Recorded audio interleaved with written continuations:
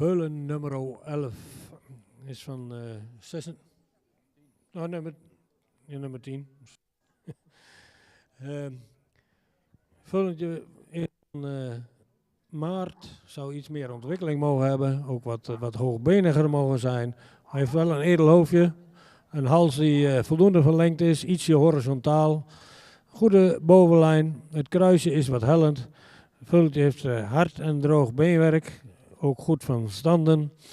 In stap zou je wat meer lichaamsgebruik mogen hebben. En dat zou in draf eigenlijk zou je wat meer lichaamsgebruik hebben. En iets meer te dragen mogen komen. Vullentje krijgt een tweede premie.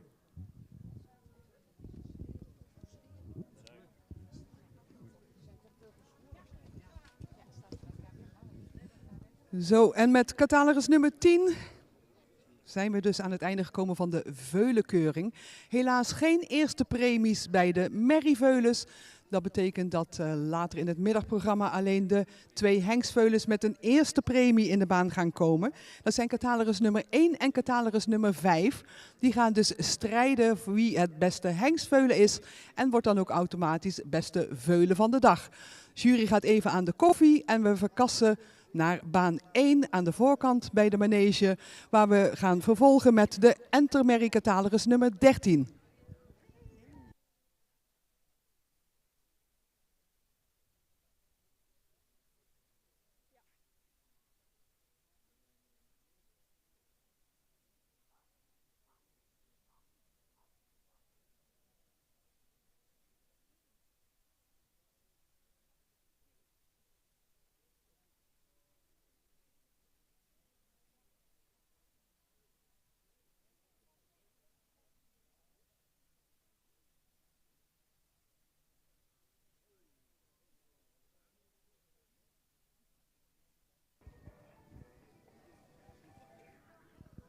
En we zouden nog graag even 2 extra stoelen willen zien in de jurybaan.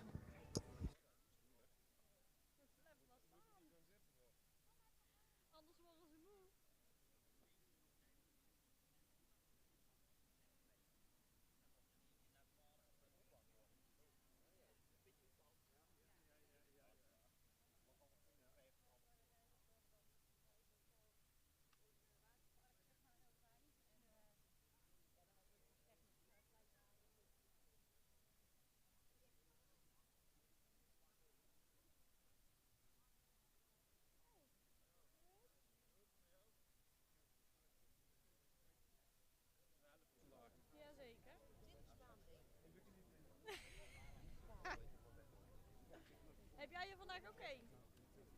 Nee?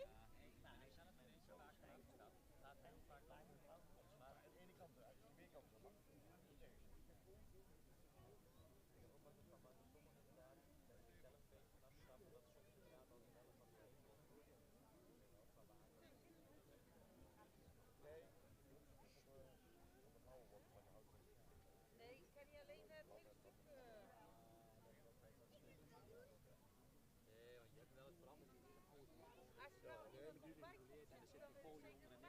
Als je nou iemand voorbij komt zetten, dan is het zeker makkelijk gaan. Waar is de wc hier dan? Verderop. Daar zo. Ja, top, dankjewel. Wil je naar de wc? Mark.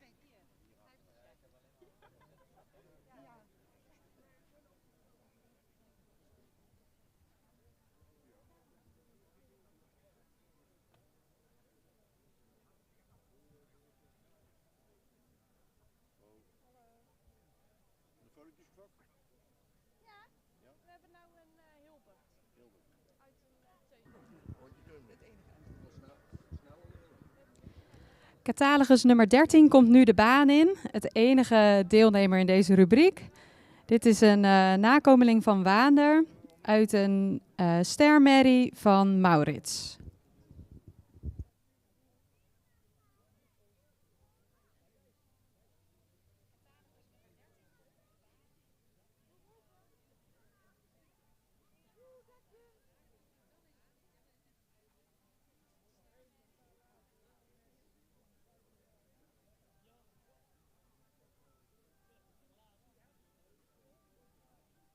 Nee, ik vind het wel meevallen. Ik had het eigenlijk wel druk op verwacht.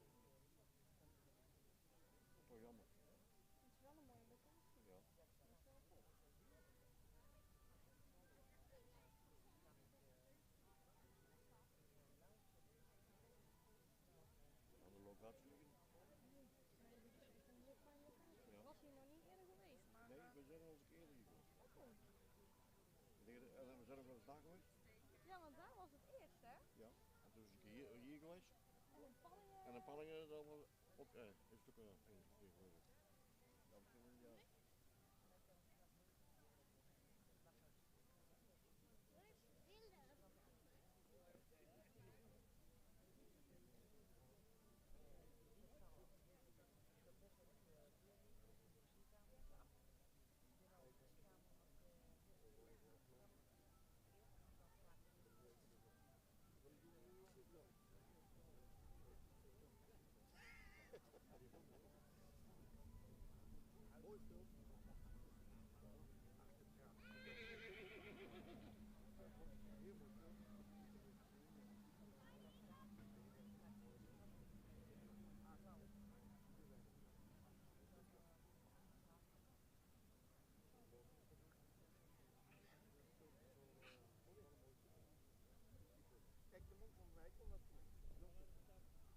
van Wijk, omdat de beweging is minder wat ze denken aan het mooi van. Het is niet met de angst, van loopspot, het is redelijk stad, redelijk raam. Het is niet alleen iedereen die van de wereld kijk een vraag wat het is. Weet men die wil niet kiezen. Dat is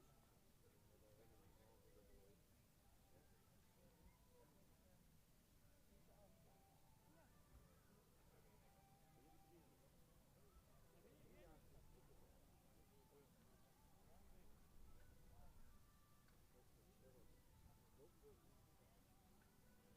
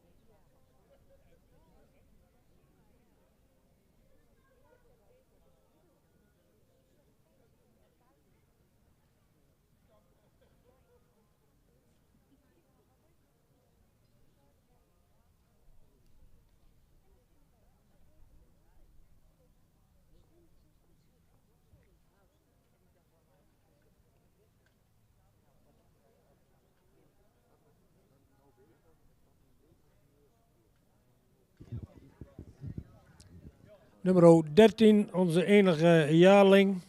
Een jaarling wat in het hoofd misschien iets edeler zou mogen zijn. Heeft wel een moderne opdruk. Hoogbenig. Een lange hals. Die goed geplaatst is. Ook een goede schouderligging. Een sterke bovenlijn zoals je het graag ziet. Het kruis is voldoende van lengte. Ook goed van ligging. Beenwerk is van harde kwaliteit. Goed beenwerk. De stap is ruim en ook goed door zijn lijf gestapt. In draf zou je maar wat anders willen zien, wat opwaartser en ook wat meer buiging in zijn sprongen en ook iets meer zweefmoment. Vandaar dat hij vandaag ook op een tweede premie uitkomt. Wel een heel goed gelijnd enter en ook een modern gebouwd beestje, maar zou iets beter moeten draven voor een eerste premie.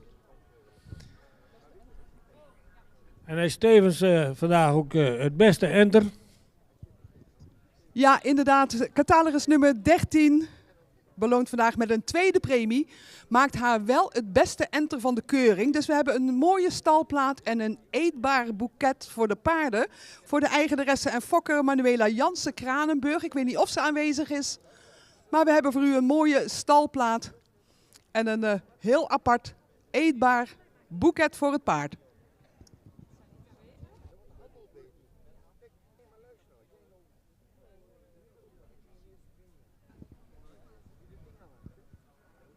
Adriaan, het geluid, is het goed te verstaan? Ah, daar komt mevrouw Manuela Jansen al aan. Haar enter vandaag een tweede premie.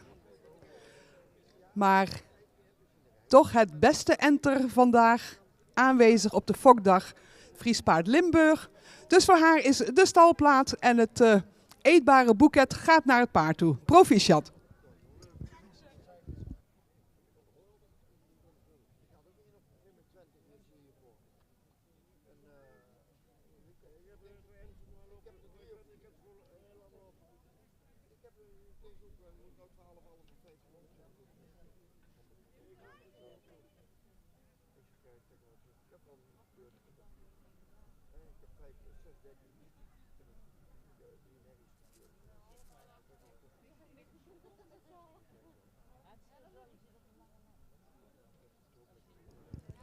En dan vervolgen we dadelijk het programma met rubriek 6a, de premiekeuring voor de 3-jarige Veulenboekmerries. Deze merries, zoals u weet, dienen van tevoren gemeten zijn en komen naar de vooropstelling waarbij zij in de groep in eerste instantie rondstappen. Dus een oproep voor de paarden van rubriek 6a. Zorg dat u met uw gemeten paard richting de baan komt.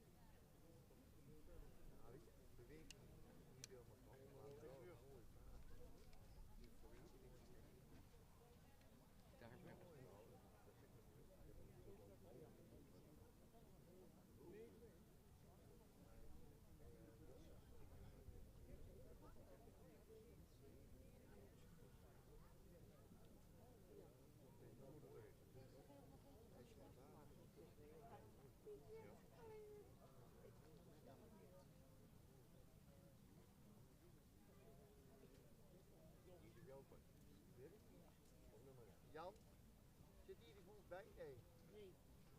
Van eronder? Wat voor nummer heb ik dan?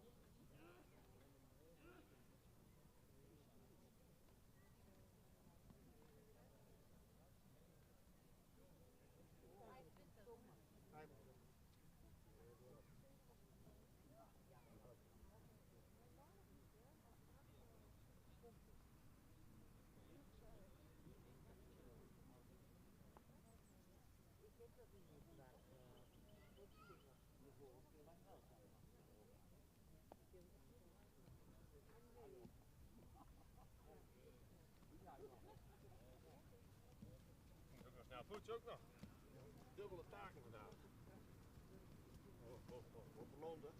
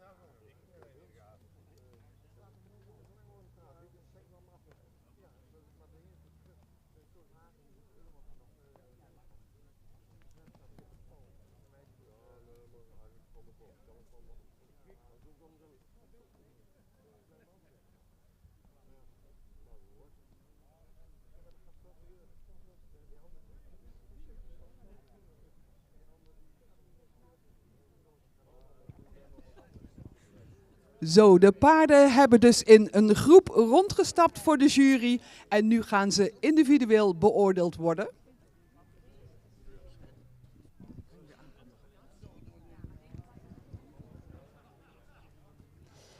En we gaan beginnen met catalogus nummer 14. Een dochter van Teun uit een stermerrie van Velle.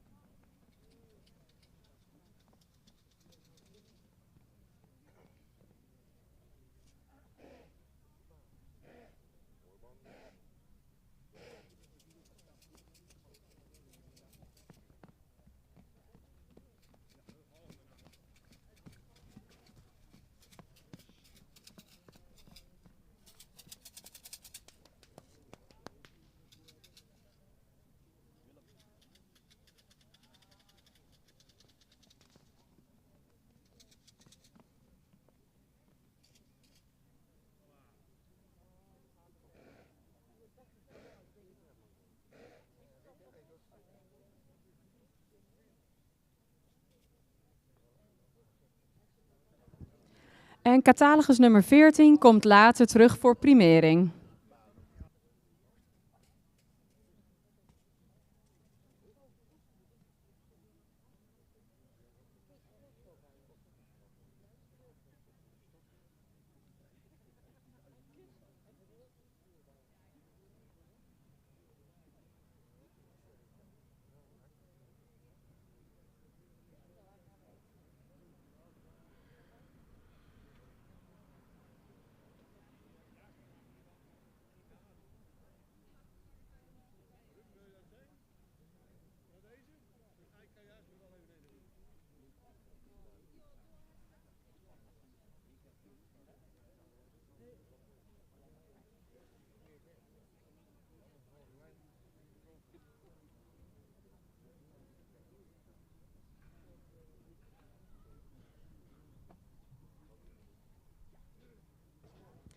In de baan verschenen Veerle D. van Rijnwoude, een Tieme-merrie uit een stermerrie van Djurt, gefokt en in eigendom van Danielle van Vliet uit Arnhem.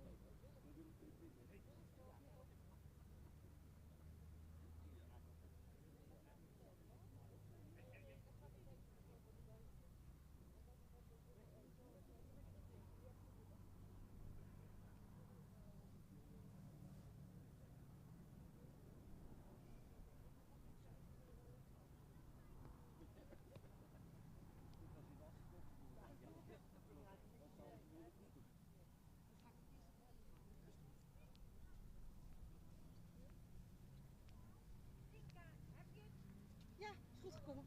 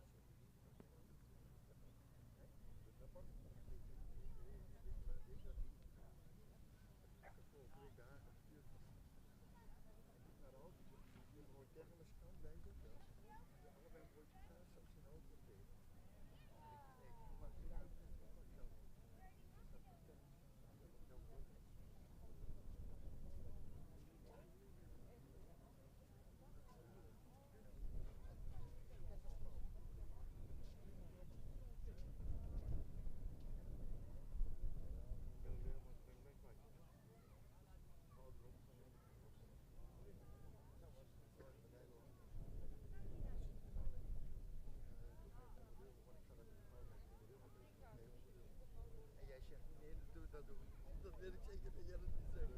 Dat doe ik ook niet.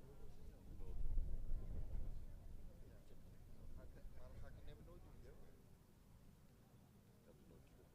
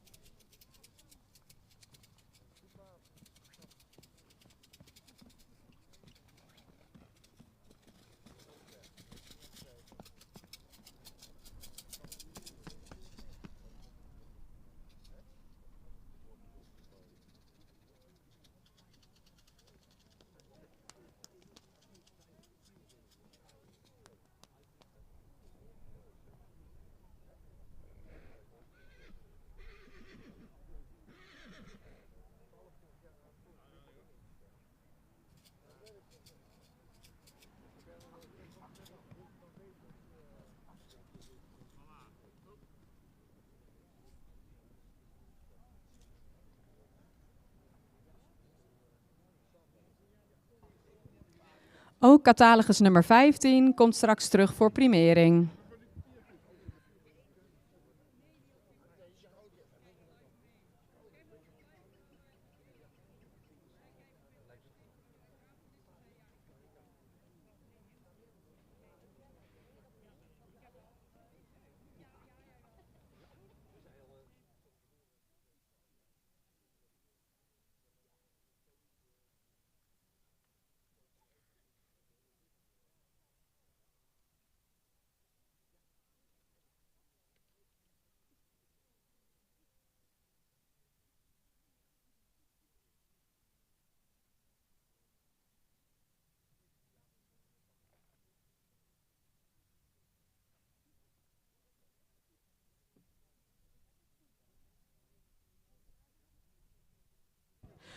In de baan verschenen catalogus nummer 18, Teersa van Meulunteren. Een dochter van Mathies uit een stamboek kroonmerrie van Velle. Gefokt en in eigendom door A. Thomassen uit Lunteren.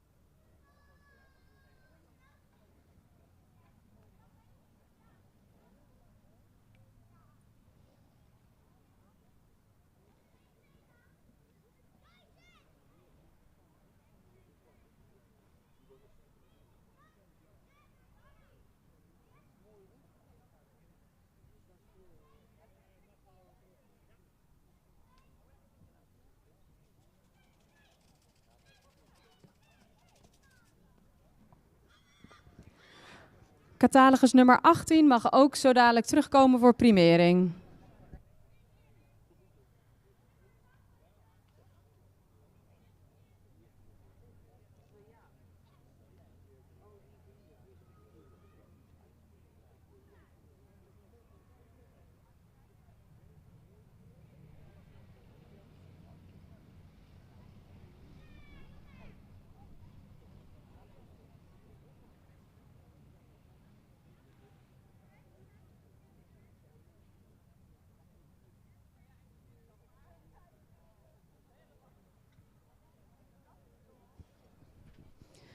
In de baan verschenen catalogus nummer 16, Touchy U van de Sprong. Een nakomeling van Marcus uit een stermerrie van Sjerp, gefokt en in eigendom van A. van Kemp uit Rijkenvoort.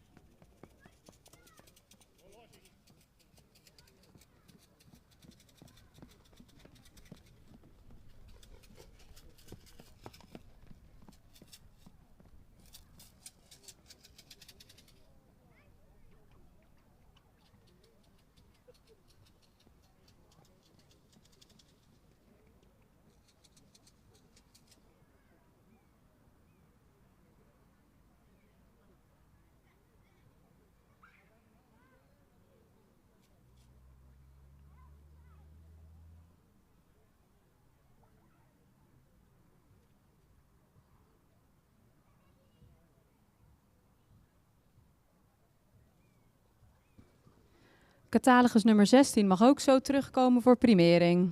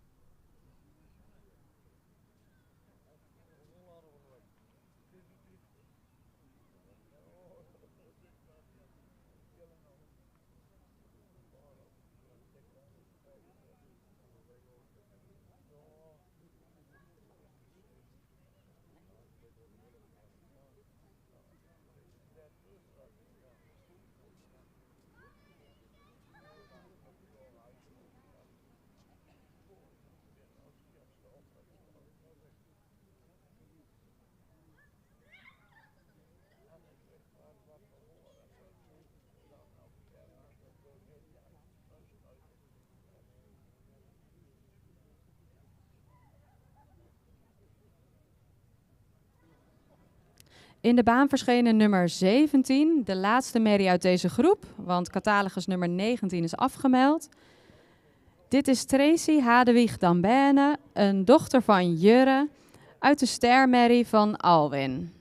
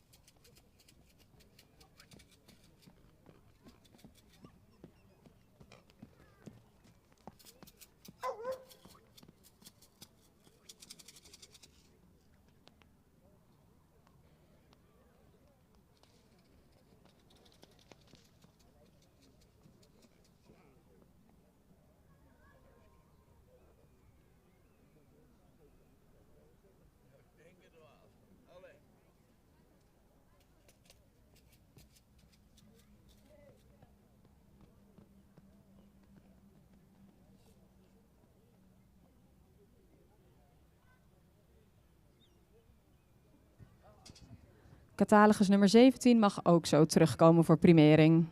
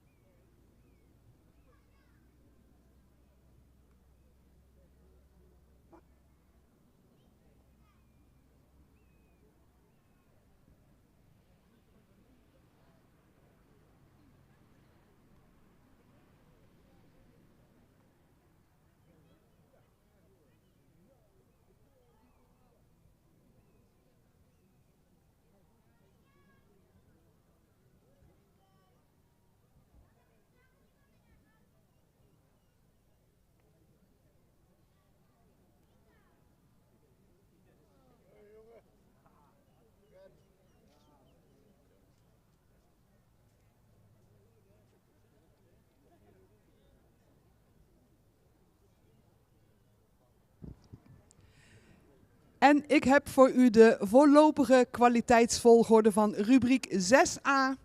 Maar ik ga eerst even de juryleden aan u voorstellen. U had ze natuurlijk al herkend. Inspecteur de heer Pieter Bergsma, mevrouw Wieneke Waaier-Blom, scoorde vandaag mevrouw Esther Reen en de heer Hendrik van der Meulen, aspirant jurylid. Maar nu het belangrijkste natuurlijk, het voorlopig tal.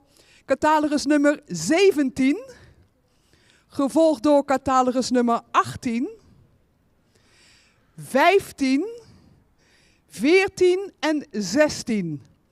Ik herhaal, voorlopige kwaliteitsvolgorde nummer 17, 18, 15, 14 en 16. Deze paarden komen dus terug voor primering.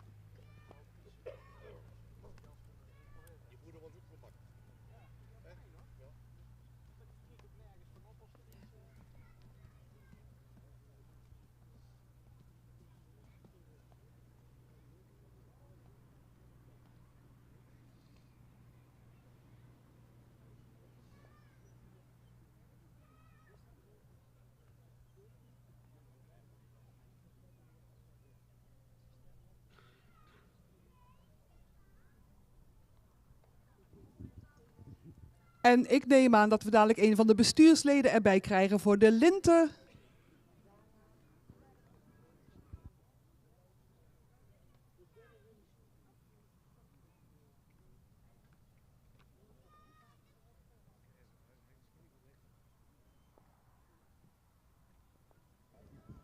De linten hebben we in de baan. Maar ze mogen aangehangen worden door een van de bestuursleden. En de kleur van de linten gaat nog bepaald worden door de juryleden.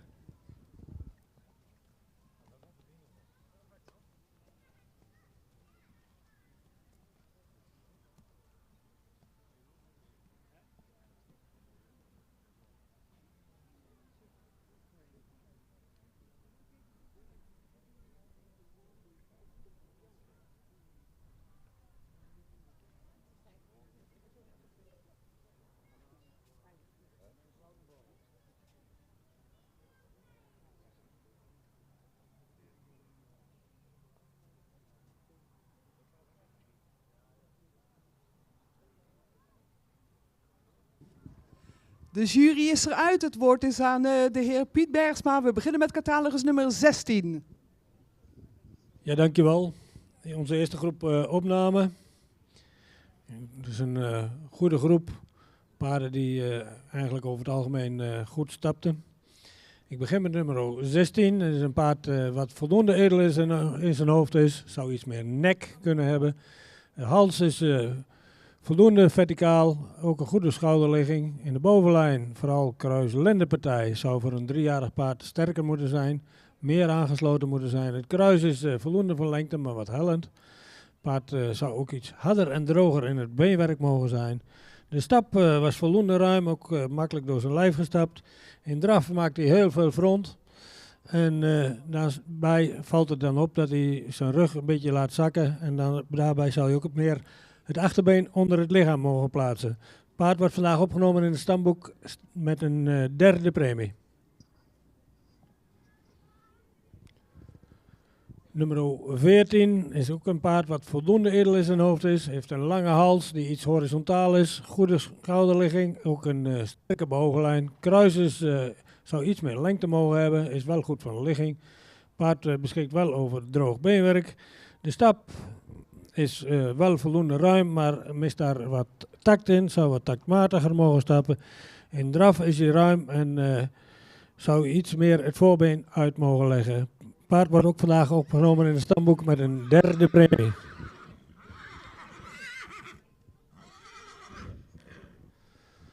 Nummer 15. Een paard met een edelhoofd. Heeft ook een lange hals die ook verticaal is. Goede schouderligging. Sterke bovenlijn. Ook het kruis is goed van ligging. Paard is licht sabelbenig. In stap is hij ruim, heeft hij veel lichaamsgebruik, goede stap. In draf heeft hij veel souplesse, zou het voorbeen daarbij iets meer mogen uitleggen. Maar het paard wordt vandaag opgenomen in het stamboek. Ster met een tweede premie.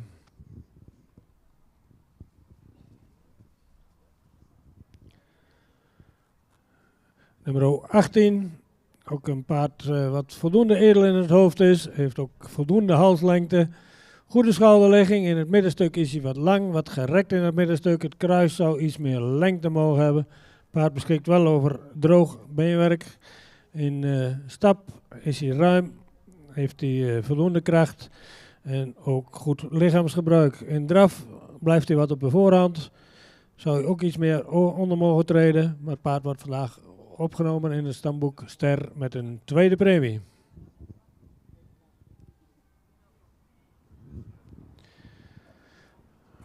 Nummer 17, een paard met een edelhoofd.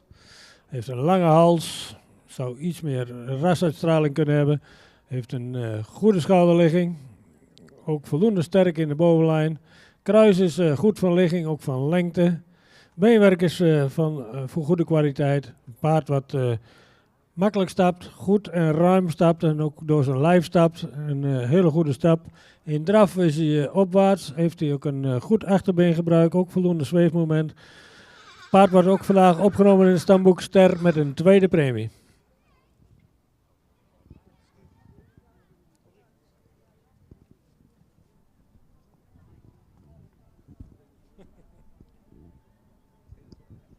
Nou, een mooi resultaat voor deze eerste rubriek 6a.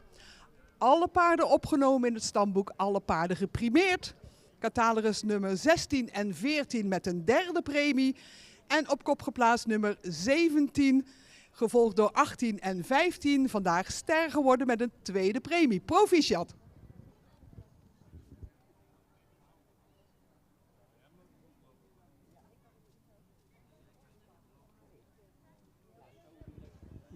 Alle linten hangen eraan. We gaan beginnen met een ereronde. Eerst even de 2 derde premie stamboekmerries. Gevolgd door de 3 tweede premie stermerries.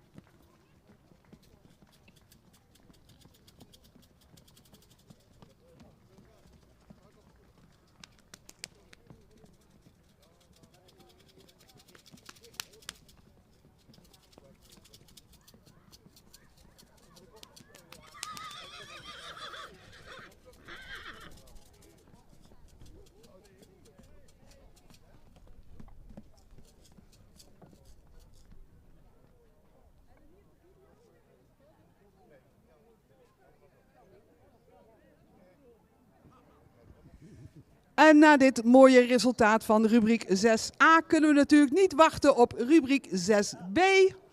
Dus we vervolgen met de 3-jarige Veulenboekmerries voor stamboekopname en eventueel sterrenverklaring. Gemeten en na de vooropstelling komt ook deze groep op catalogusvolgorde eerst rondstappen voor de jury.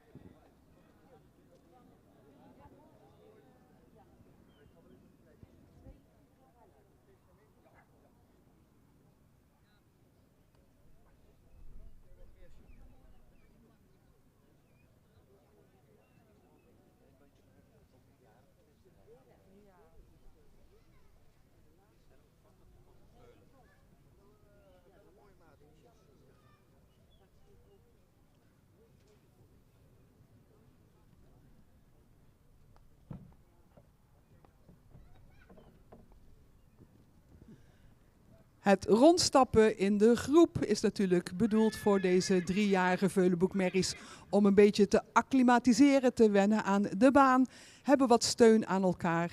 En de jury heeft ondertussen de gelegenheid om een eerste indruk van de groep te krijgen.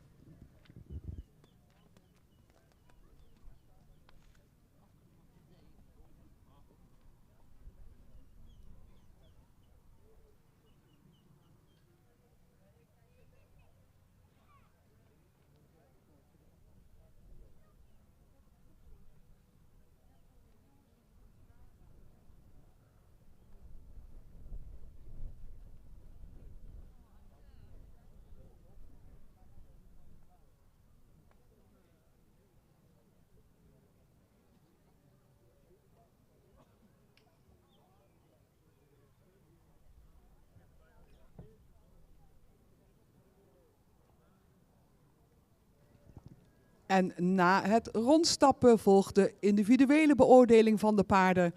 En daarbij wordt gekeken, overal hetzelfde, naar het rastype, de bouw, kwaliteit en standen van het beenwerk, de stap en de draf, waarbij de stap en de draf dubbel tellen.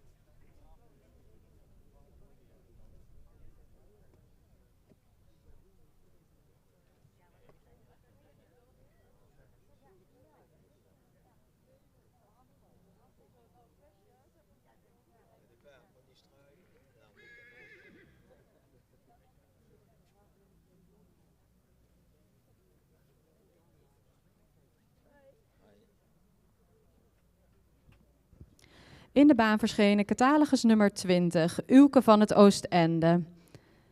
Een nakomeling van Auwert uit een, laten we eens kijken, uit een stamboek modelmerrie van Tjalke.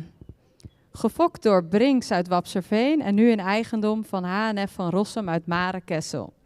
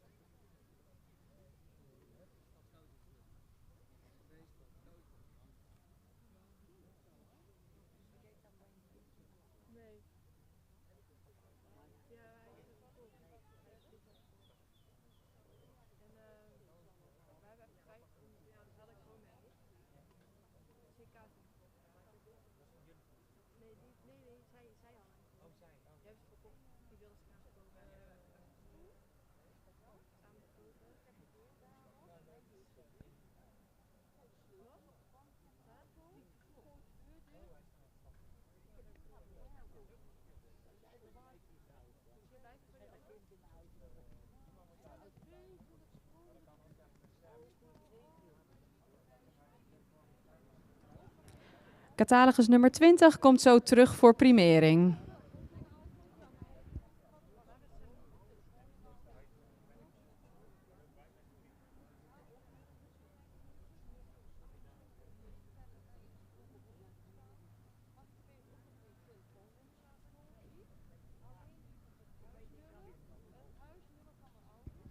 In de baan verschenen catalogus nummer 21, Tijke W. van de Sprong.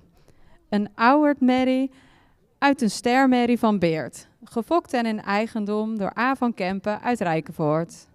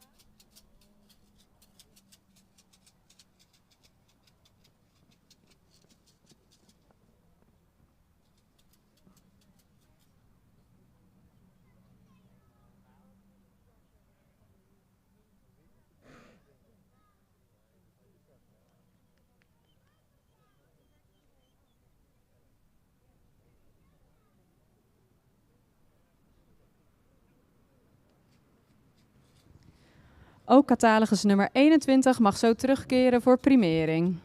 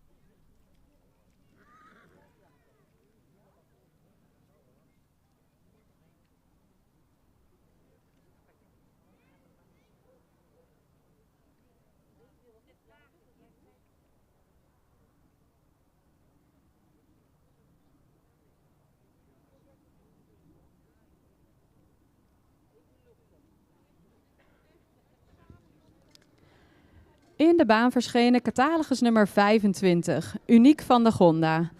Een nakomeling van de hengst Fouke uit een stermerrie van Arnold. Fokker Karnebeek uit Goor en eigenaar Janneke Schever uit Zwolle.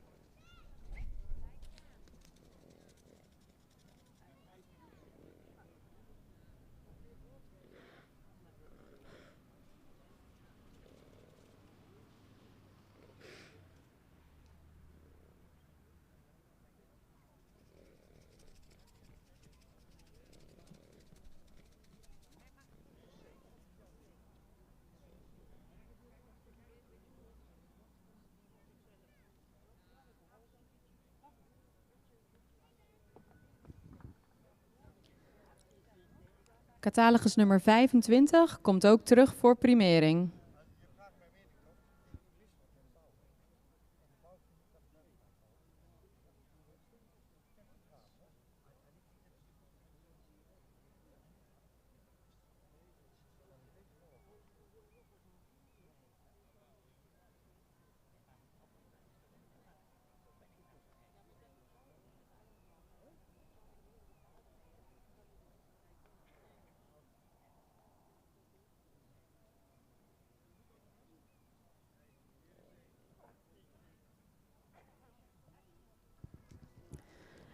In de baan zien we nu Valerie van der Meijkade met nummer 22.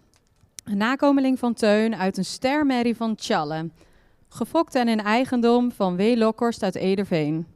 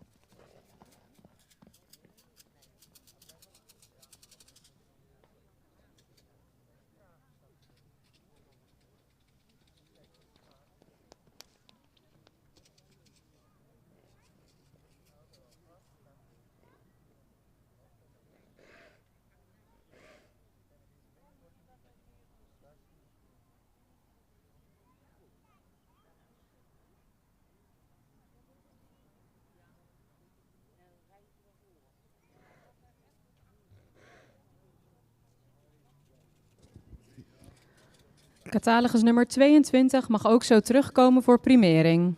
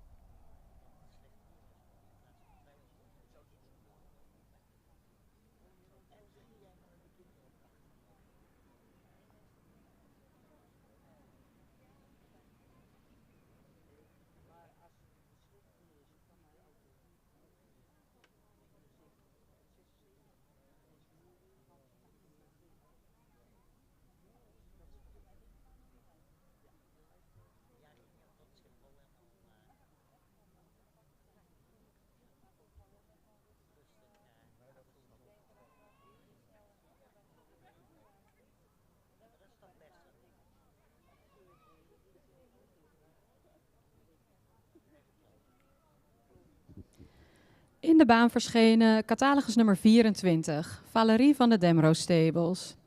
Een teamenmerrie uit een stersportmerrie van Alwin. Fokker en eigenaar Demro Stables uit Mierlo.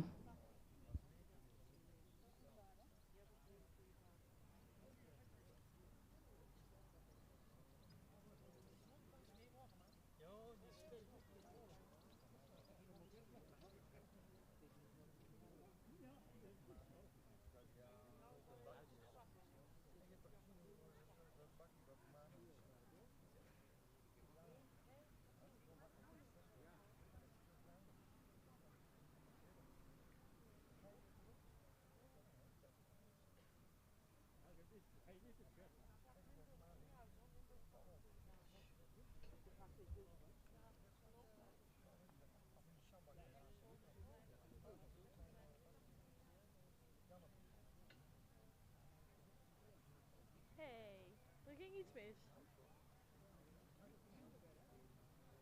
Ja, twee tegelijk.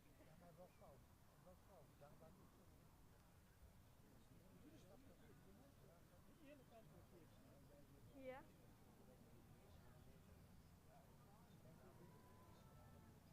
Ja.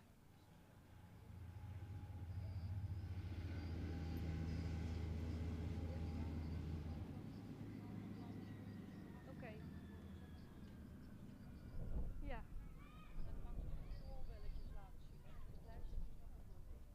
Ja.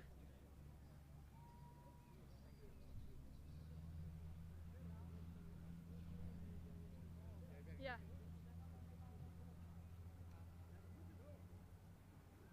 Ja.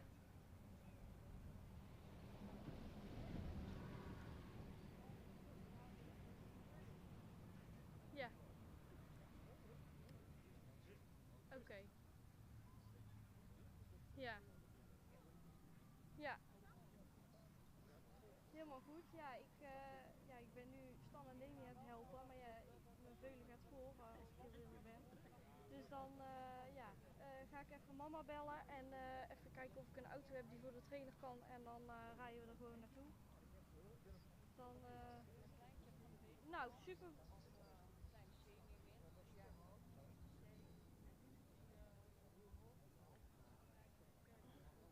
Ja, ja, is goed.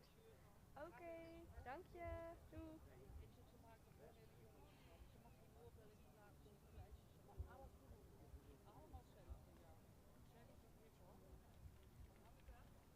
Hey, even een vraagje. Ben je op tijd terug?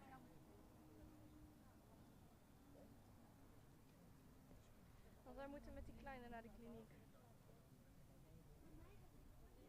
Ja. Ik heb namelijk net weer een filmpje gekregen dat ze met 39,5 op stal staat en dat ze staat te pompen en moeilijk staat te doen om zuurstof binnen te krijgen. Dus ik heb Babette gebeld. Ik zeg, ja, ik zeg, we zullen wel stappen moeten ondernemen. Ik zeg, want we zijn al 3 weken bezig. Ik zeg, en de rek heb ik een doodveulen. Ik zeg, ik slaap er niet van. Ik zeg, ik maak me zorgen. Ik zeg, we zullen verder moeten. Dus,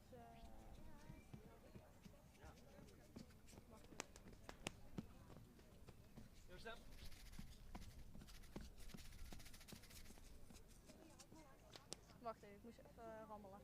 Dus, maar zou jij vanmiddag kunnen? kunnen rijden.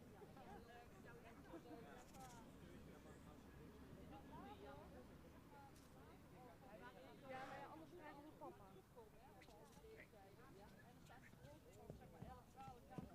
Wacht, 2 tellen.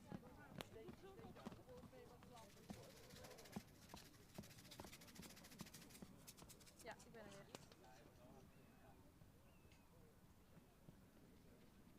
Ja. Ja, ik ga wel even bellen, ja? Yes. Nee, ja, ik ga wel even bellen, Jeff. Ik weet het ook niet. Ik sta hier te helpen op de keuring en tegelijkertijd sta ik onder de telefoons te plegen. Dus, maar ik ga papa wel even bellen, ja? Oké, goed.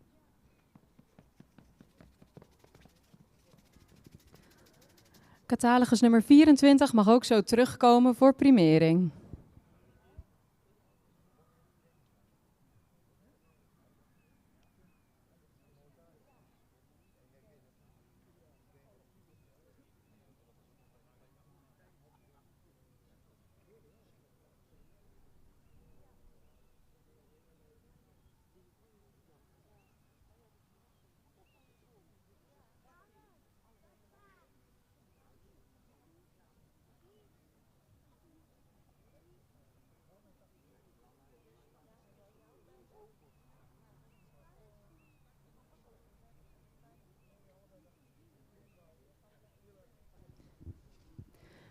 In de baan verschenen catalogus nummer 23, Tiara D. van de Sprong. Een oma-nakomeling uit de modelsportmerrie van Andries. Gefokt en in eigendom door A. van Kempen uit Rijkenvoort.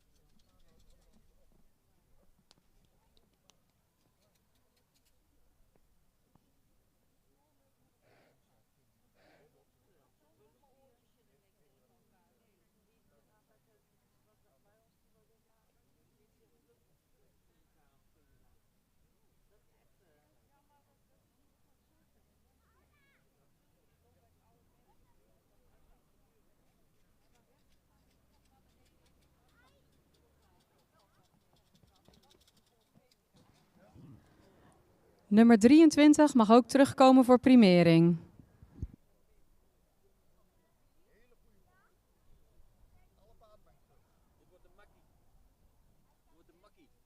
Hele goede ploeg. Wij gaan dit. Kan niet anders.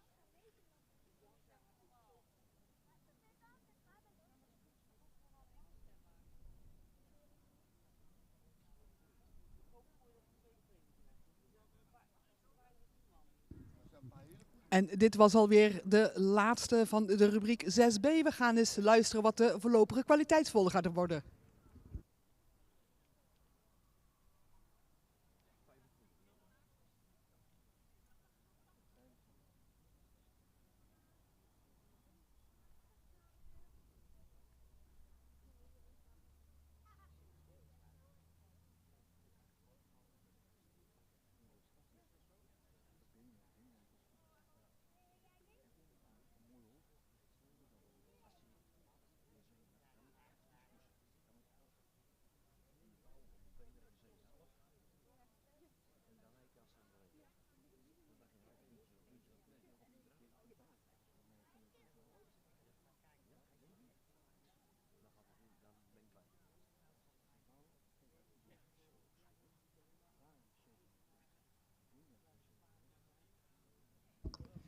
En alweer een goede rubriek, rubriek 6b.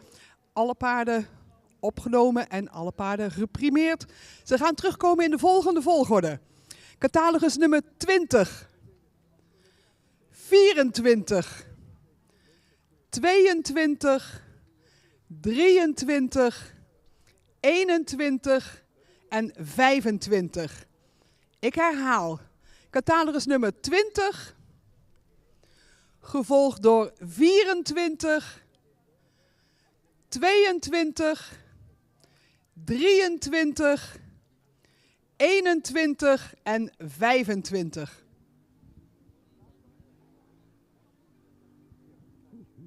Voorlopige kwaliteitsvolgorde. We gaan kijken en luisteren of daar nog iets aan verandert. Het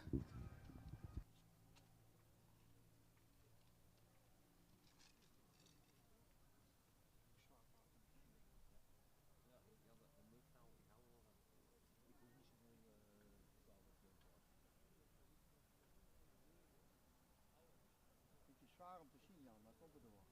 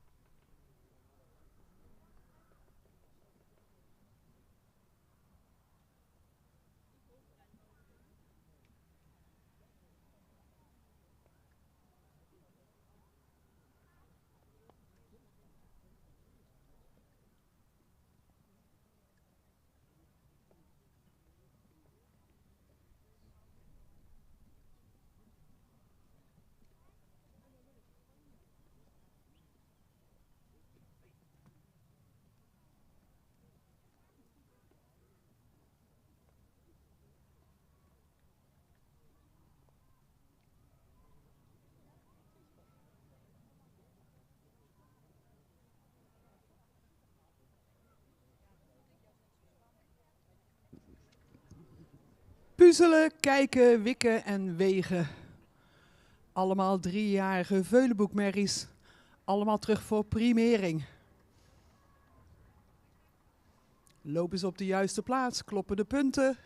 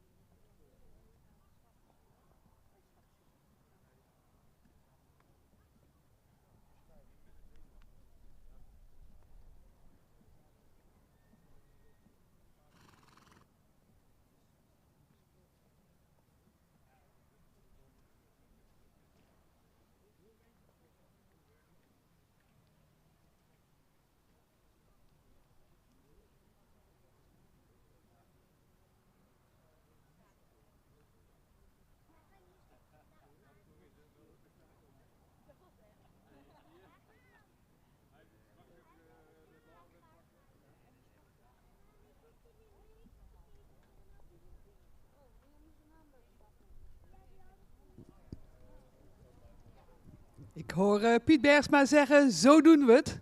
Dus we gaan het horen. Ja, een groepje dat toch wel hier en daar even goed moesten kijken nog. Een goede groep paarden. Ze mochten allemaal terugkomen voor primering. Dat is al een hele prestatie. Ik begin met nummer 25. Een paard met een voldoende edelhoofd. Heeft een lange hals die iets zwaar en diep uit de borst komt. Schouder ligt er goed in. In de bovenlijn hadden wij wat twijfels. In de rug zou hij wat sterker mogen zijn. Ook de kruislendenpartij zou sterker aangesloten mogen zijn. Het kruis is wat kort en erg afhellend. Het voorbeen is voldoende voor lengte. Daarin is hij wat week gecoat. Het achterbeen is goed gesteld. Paard wat heel goed stapt. Ruim en makkelijk door zijn lijf stapt. Dat is een hele goede stap. In draf blijft hij iets neerwaarts. Heeft hij wel veel souplesse in zijn lijf. Zou het achterbeen daarbij iets meer mogen ondertreden. Paard komt vandaag in de stamboek met een 3e premie.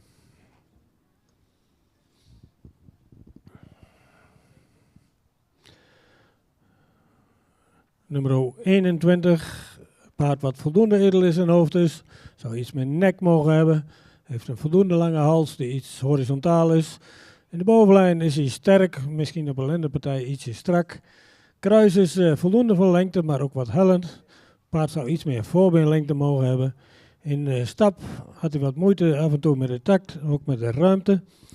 In draf had hij veel zweefmomenten, ook een goed achterbeengebruik vanwege de stap. En wordt hij vandaag opgenomen in het stamboek met een 3e premie.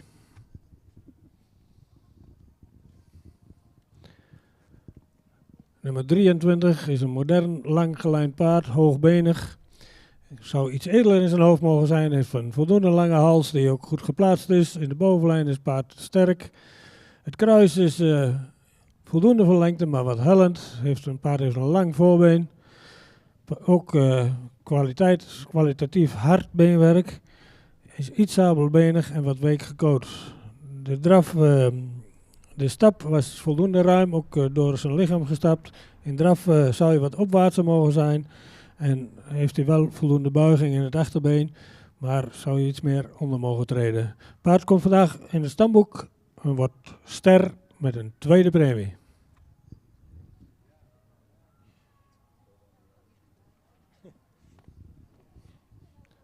Nou, dat mag gejuicht worden als een ster wordt, hoor. En nummer 22, een paard wat voldoende edel in zijn hoofd is, heeft ook een voldoende lange hals. Schouder ligt er goed in, ook een sterke bovenlijn, kruis is voldoende van lengte. Voorbeen zou iets meer lengte mogen hebben. Een paard wat in stap ruim is, goed door zijn lijf gestapt. In draf maakt hij zich opwaarts, heeft hij veel buiging en in het achterbeen. Het paard wordt vandaag ook opgenomen in de stamboek Ster met een tweede premie. Juist. Nummer 24, ook een paard met voldoende edelhoofd. Heeft ook een voldoende lange hals, ietsje horizontaal in die hals, goede schouderligging, sterke bovenlijn. Kruis zou iets meer lengte mogen hebben, is ook iets afhellend. Paard heeft een voldoende lang voorbeen, ook kwalitatief droog beenwerk. In stap zou hij wat ruimer mogen zijn, ook iets meer doortreden in die stap. Maar in draf laat hij heel veel buiging zien en ook een goed ondertredend achterbeen. Paard komt vandaag ook in het stamboek, wordt ster met een tweede premie.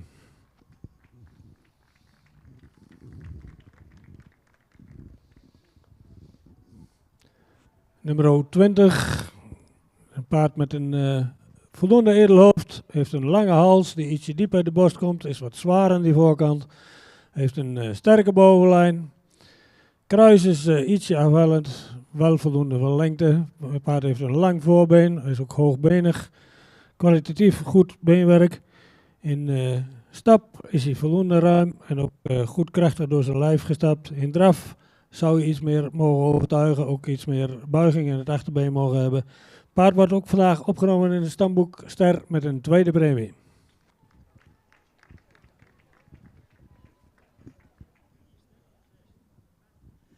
Zo, en alweer een mooi resultaat, rubriek 6b.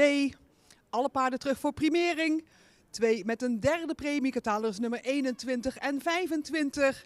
En 4 kerstverse nieuwe stermerries met een tweede premie. Catalogus nummer 20, 24, 22 en 23. Ik zie dat de linten eraan hangen. We beginnen met een ereronde. Eerst de 2 derde premie stamboekmerries, gevolgd door de stermerries. Ga je gang. Oh, en zoals Piet al zei, er mag geklapt worden, hè?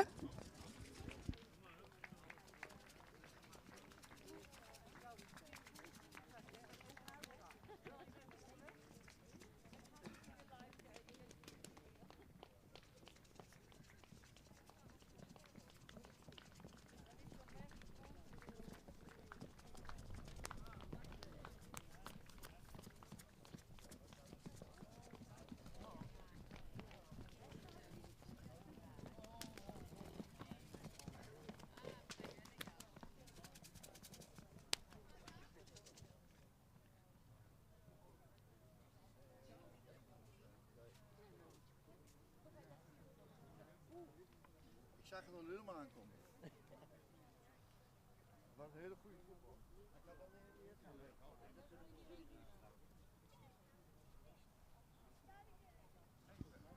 En de jury heeft er zin in. We gaan direct door met rubriek 6c. We vervolgen dus met de 3-jarige Veulenboekmerries. De trainingsstallen moeten even wisselen.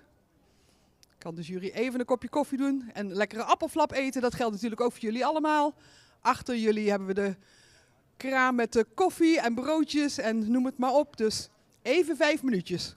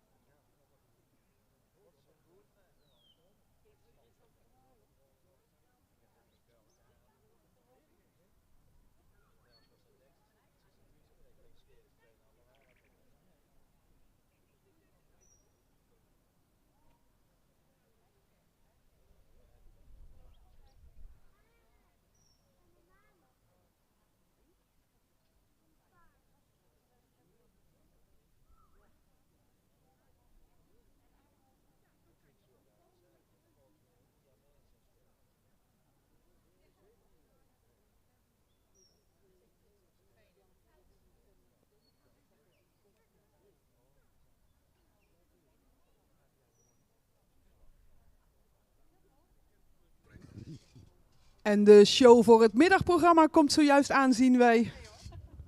Nee, dat is natuurlijk een grapje. Iemand laat zijn papegaaien uit. Ieder zijn hobby. Wij doen het met de Friese paarden.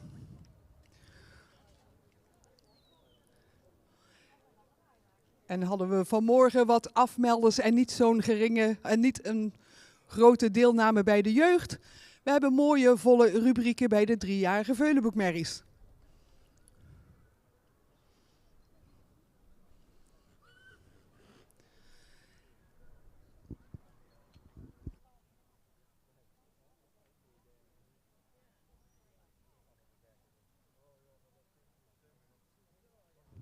In de baan verschenen Vaya van de Hoekse Hoeve, een team en nakomeling uit de stamboekmerrie van Norbert. Gefokt en in eigendom van Herwijer uit Nieuw-Beierland.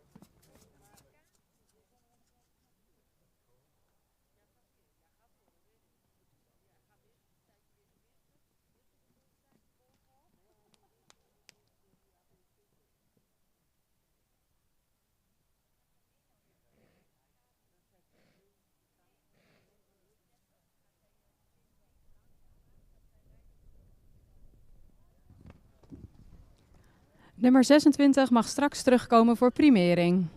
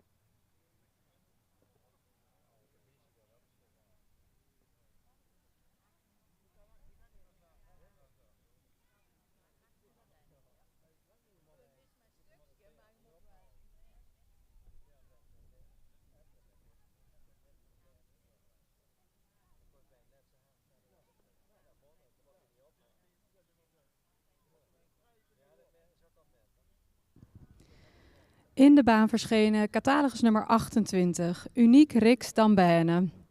Een oude nakomeling uit een kroonsportmerrie van Reinder. Fokker Eul de Frison Dambene, eigenaar La Vigonnerie Dambene.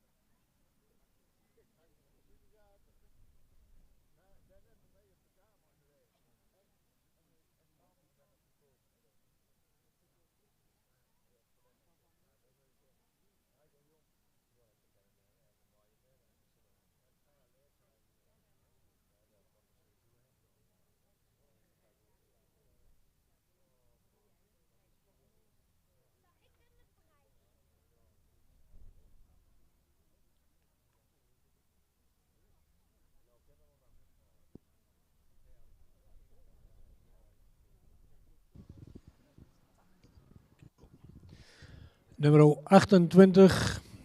Een paard met een voldoende edelhoofd. Heeft ook een voldoende lange hals met daarbij wat onderhals. Het paard is heel erg gespannen. De rug is voldoende sterk. Is wat strak op die lendenpartij. Dat zie je ook wat terug in de bewegingen. Kruis is voldoende voor lengte, maar wat hellend. Het paard is voldoende hard en droog in de benen. De voorbeenstand kan iets correcter. In stap, dan is hij wat gehaast, zou je zijn pas beter moeten afmaken. In draf heeft hij wat een hoog ritme, zou ook meer te dragen mogen komen. Paard wordt vandaag opgenomen in het stamboek.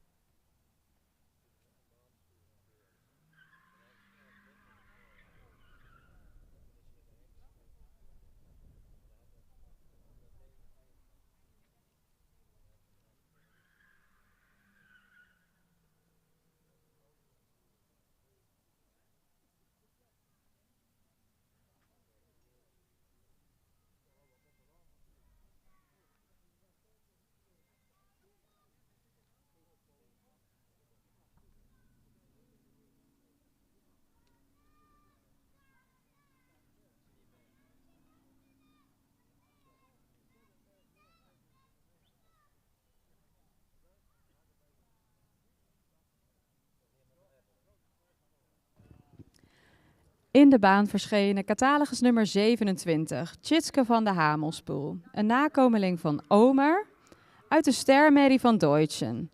Gefokt door Van Hal uit Herpen, nu in eigendom van RSC Keelven in Zomeren.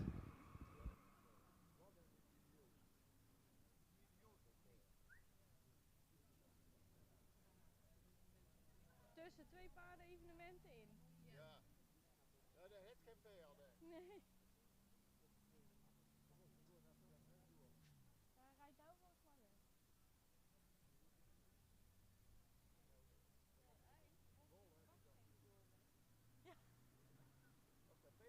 sneller.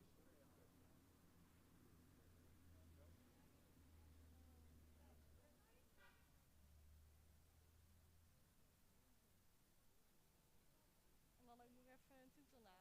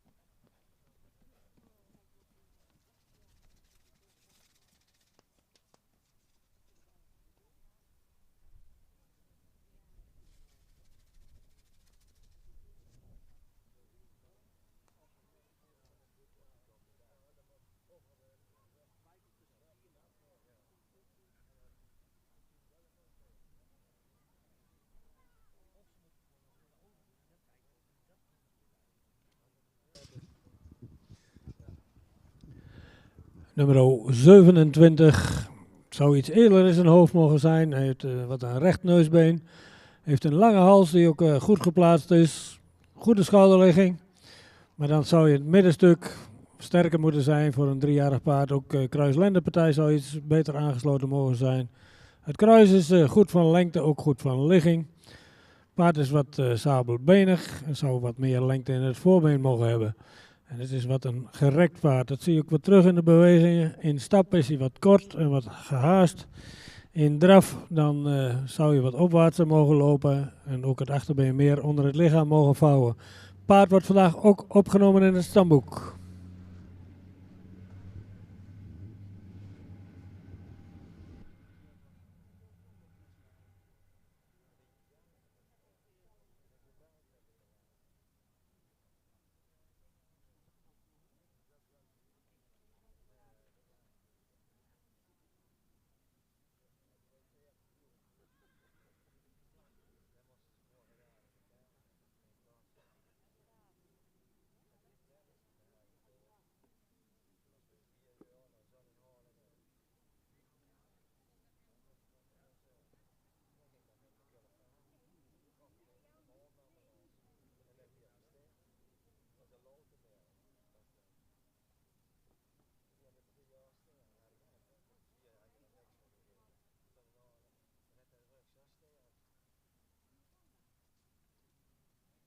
Ja, tuurlijk. Ze heeft niet gegalopeerd, die achterover gekiepen.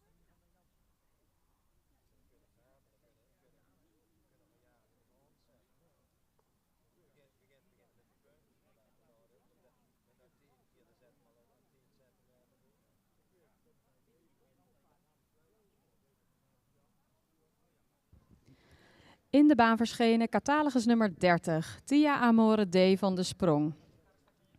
Een nakomeling van Ime en model sportpreferent Mary, moet ik zeggen, Diamant TR van de Sprong van Andries. Gefokt en in eigendom van A van Kempen uit Rijkenvoort.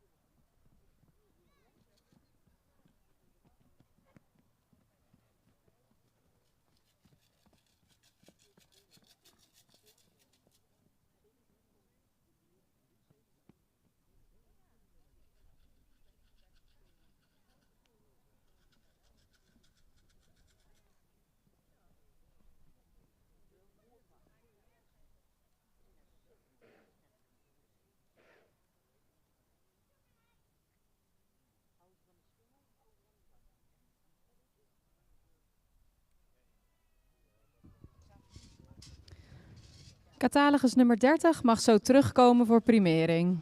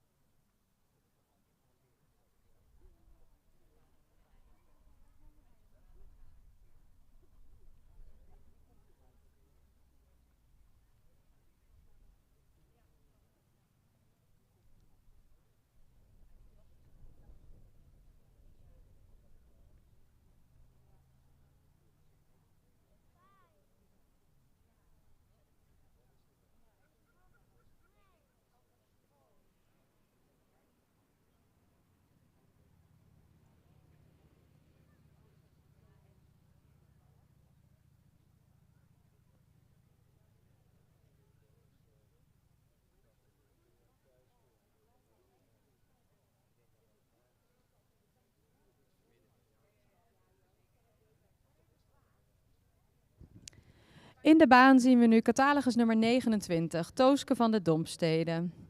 Nakomeling van Fouke en Sietske van de Dompstede, een kroonpreferente merrie. Fokker en eigenaar T. van Leeuwen Rox uit Langbroek.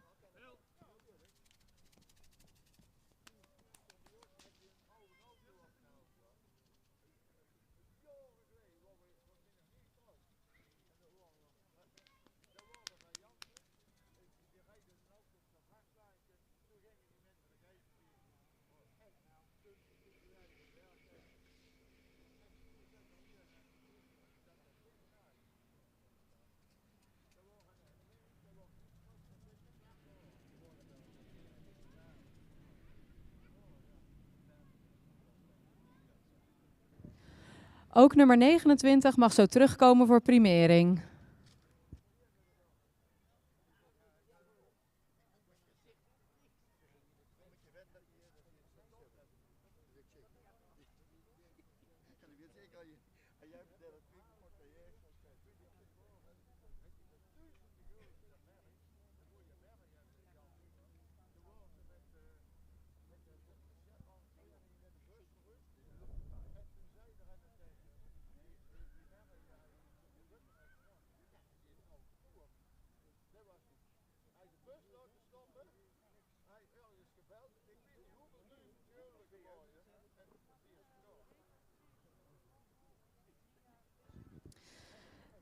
In de baan zien we nu catalogus nummer 31, Charlie Chanel d'Ambène. Een nakomeling van de hengst Tiemen uit Kroon Sportmerrie Chanel van de Smit. Fokker-eigenaar Eul Lefrison d'Ambène.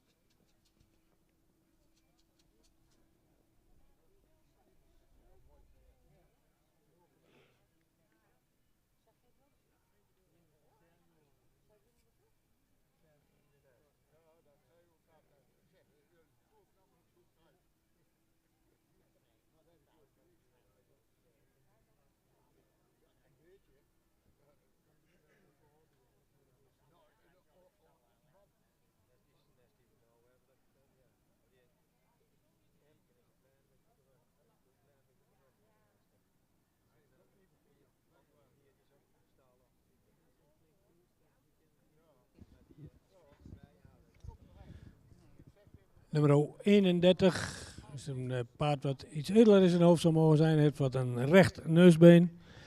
De hals is voldoende van de lengte, maar zou graag iets meer de ronding aan de bovenkant in plaats van de onderkant willen zien. Heeft misschien een royaal ontwikkeld schoft. In de bovenlijn, de rug is sterk, maar de lendenpartij is wat strak. Kruis is voldoende van lengte, maar wat hellend. Paard beschikt wel over heel hard en droog beenwerk, maar het is nogal wat sabelbenig. In stap is hij voldoende ruim, maar zou je wat meer lichaamsgebruik mogen hebben. En datzelfde geldt eigenlijk een beetje in de draf. Hij is wel voldoende ruim, maar het lichaamsgebruik en de souplesse missen we wat. Paard wordt vandaag opgenomen in het stamboek.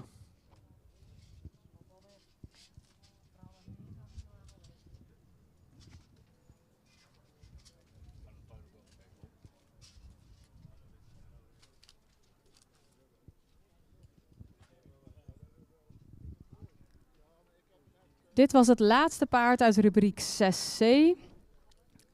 Na overleg van de jury gaan we de voorlopige kwaliteitsvolgorde bekendmaken.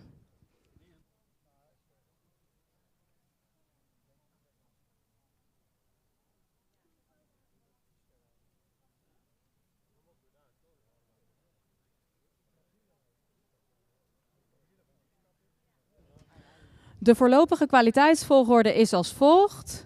Nummer 29, nummer 30 en nummer 26. Nummer 29, dan nummer 30 en dan nummer 26.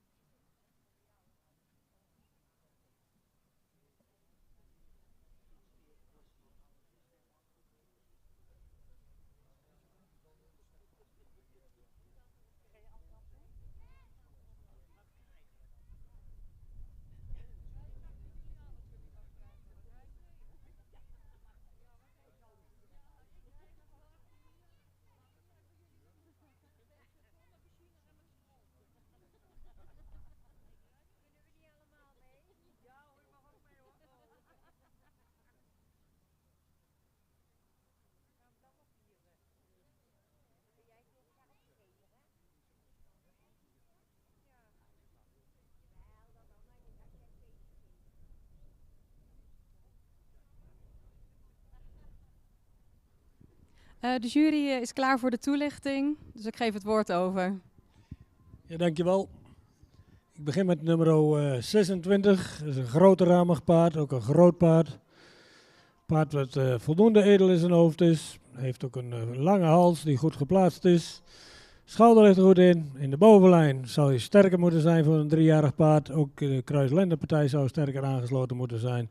Kruis is lang en ietsje hellend. paard wat in stap ruim is, ook gemakkelijk stapt. In draf is hij voldoende opwaarts, heeft hij ook voldoende buiging. Paard wordt vandaag opgenomen in het stamboek met een derde premie.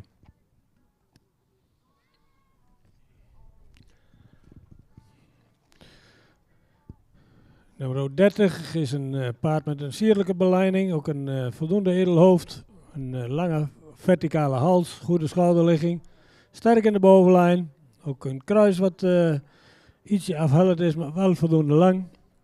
In stap is hij voldoende ruim, ook makkelijk door zijn lijf gestapt. In draf is hij wat een hoog ritme en dan mist hij wel wat zweefmoment, maar vanwege goede ras en bouw en een goede stap wordt het paard vandaag opgenomen in het stamboek Ster met een tweede premie.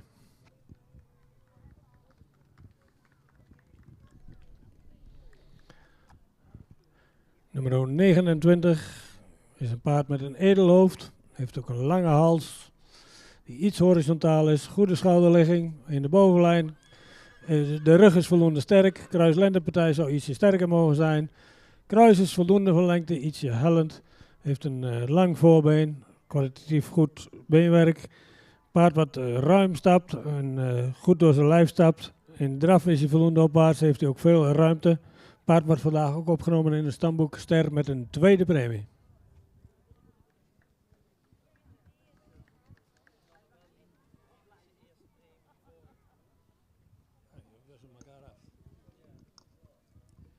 Ja, en ook met deze laatste groep toch weer een mooi resultaat. 2 nieuwe stermerries met een tweede premie erbij en een stamboek derde premie merrie.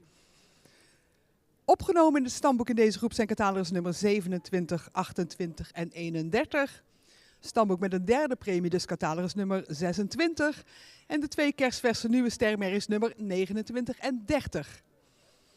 Helaas bij deze rubriek 3-jarige Veulenboekmerries geen eerste premies gevallen. Dus we gaan geen paarden terugzien in het middagprogramma.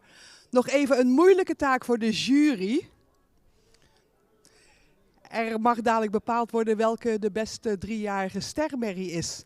Dat paard hoeft niet meer van de trailer af te komen, maar de eigenaar willen we dan wel graag de stalplaat en het smakelijke paardenboeket overhandigen. Maar dat is even voor later zorg. De linten hangen eraan. We gaan eerst even kijken naar de ereronde van deze 3 paarden. Op kop nummer 29. Gevolgd door stermerrie nummer 30. En aansluitend de derde premie stamboekmerrie nummer 26.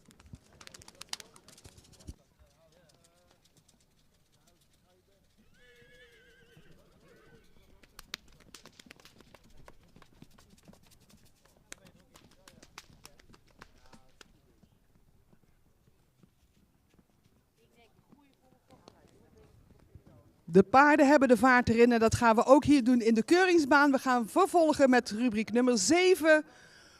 Dat is de rubriek voor stamboekmerries die hier komen voor graadverhoging.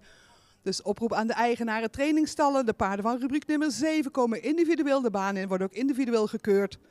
En we beginnen dan met catalogus nummer 32.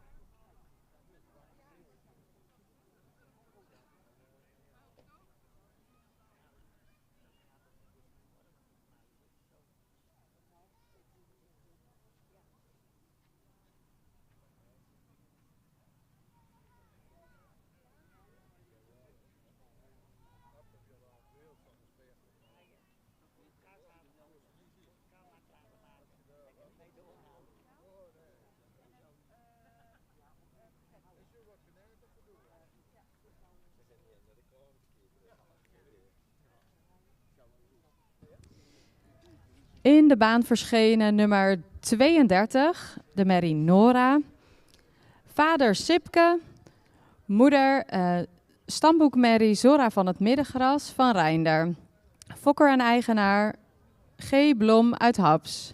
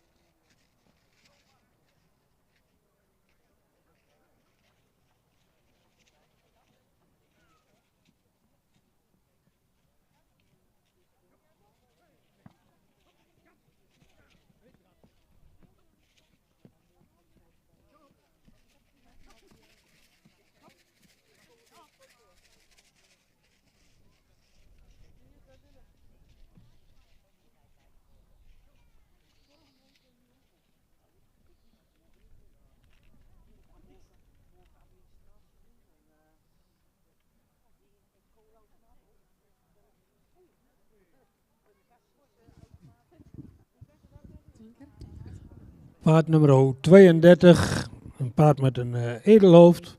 Hij heeft veel behang, veel ras. Wat dat er gaat, heeft een hals die wat horizontaal is, wel voldoende voor lengte. Paard is sterk in de bovenlijn, misschien ietsje strak op die lendenpartij. Kruis is voldoende voor lengte, maar ietsje hellend. Het beenwerk zou wat harder en wat droger mogen zijn. In stap maakt hij wat ruimte, maar zou je iets meer buiging in de sprongen mogen hebben, in de draf. Dan zou je wat meer tact en regelmaat mogen hebben en ook iets meer moeten gaan zitten en wat meer souplesse mogen hebben. Paard krijgt vandaag geen premie.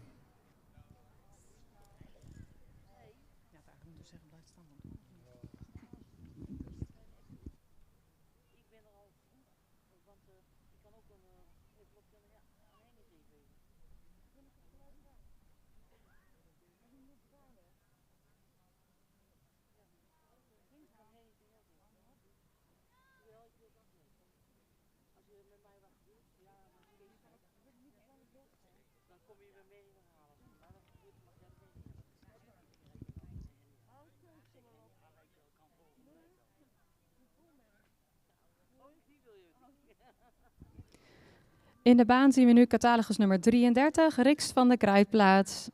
Een merrie uit Johannes en een stermerrie van Anders. Gefokt door A. Bauma uit Nes, eigenaren SD Stables uit Mierlo.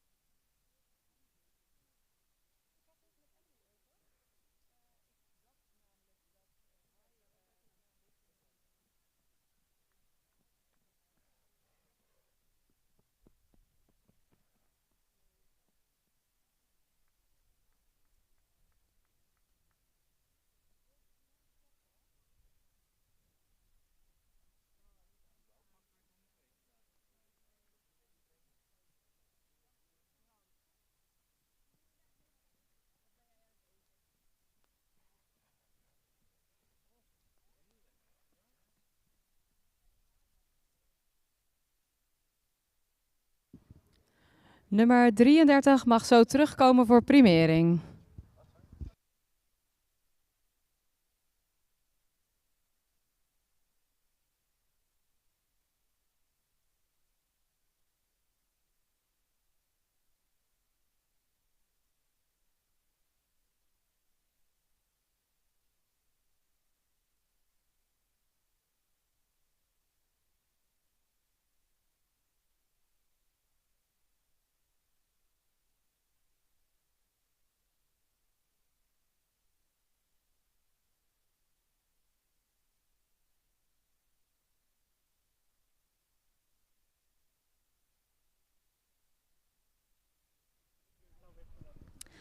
In de baan zien we nu catalogus nummer 34, de merrie Stienke. Nakomeling van Johannes uit een stermerrie van Heike. Gefokt door H. Wagenaar en nu in eigendom van Martijn Meijer uit Den Ham.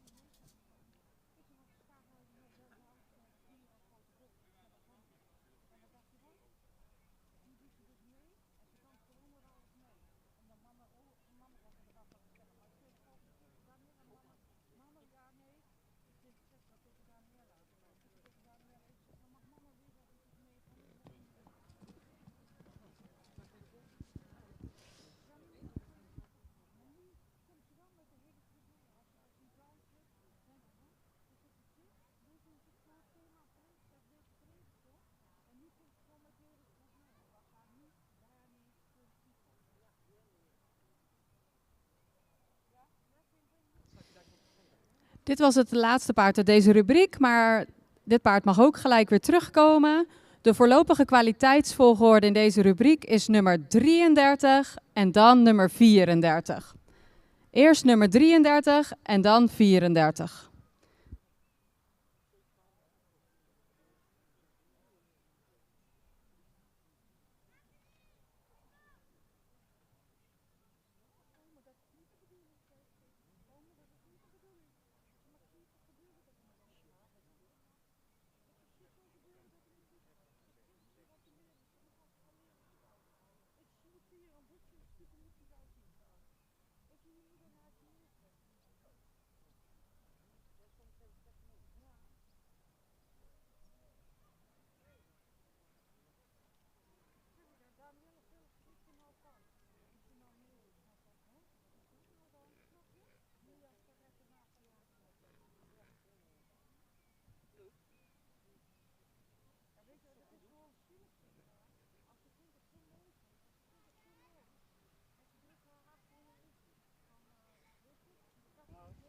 De jury zal nu de toelichting geven bij deze 2 merries.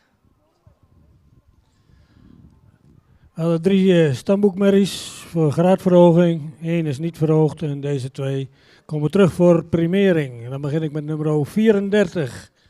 Nummer 34 is, zou het edeler in zijn hoofd mogen zijn. Heeft wat een recht neusbeen. Heeft een lange hals die goed geplaatst is. Ook een goede schouderligging daarin. In de rug is hij voldoende sterk. Kruis-lendenpartij zou misschien ietsje sterker kunnen zijn. Kruis is voldoende verlengd, toch ook iets hellend. En hij is licht sabelbenig. Paard wat in de individuele presentatie wat kort stapte, maar nu in de groep stapt hij er ruim achter die andere aan en had hij een ruime stap. In draf is hij voldoende opwaarts, heeft ook voldoende zweefmoment en ook het achterbeen komt goed naar voren. Paard wordt vandaag opgenomen, in het stamboek was hij al. Hij wordt vandaag ster verklaard met een tweede premie.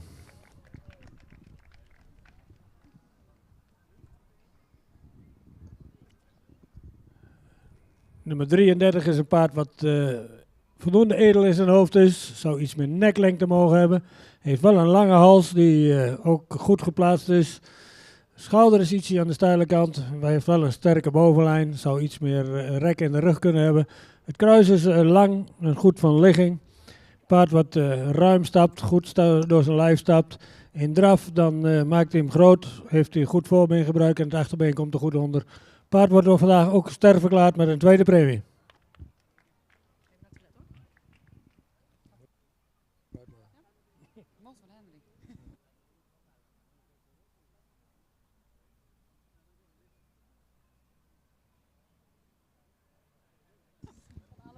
Ik heb het voor jou gezegd.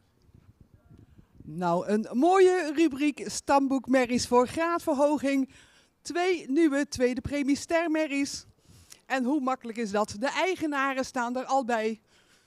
Beste stamboekmerrie, vandaag dus ster geworden met een tweede premie.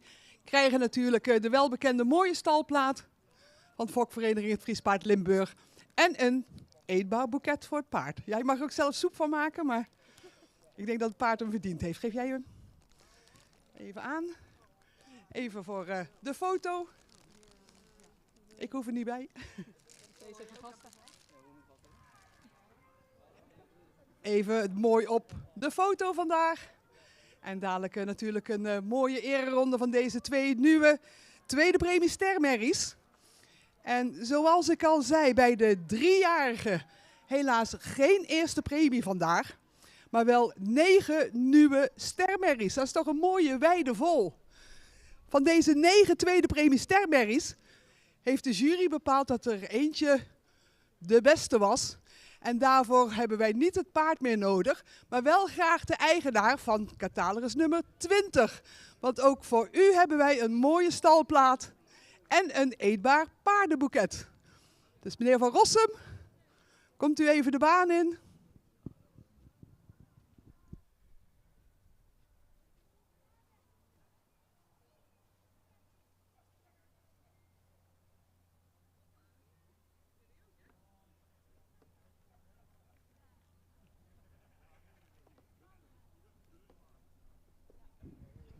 En wat natuurlijk geldt voor al deze stermerries met een tweede premie. U mag levenslang terugkomen om te kijken of er nog een eerste aangehangen kan worden. En dat mag natuurlijk altijd hier op de Fokdag in Limburg. Dus mocht u een mooie nieuwe stermerrie hebben, u kunt ten alle tijde nog eens een keer terugkomen voor de rubriek stermerries. En dat is meteen ook de rubriek die we hierna gaan krijgen.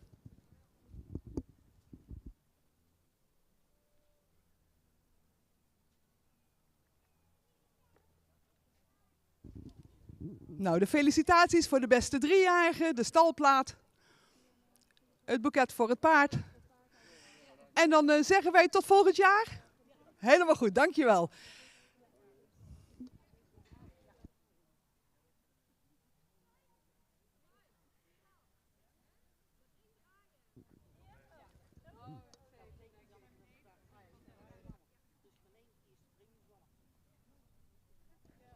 En met een mooi applaus gaan we kijken naar de ereronde van de 2 nieuwe stamboekmerries. Die zijn verhoogd naar stermerries. Uw applaus.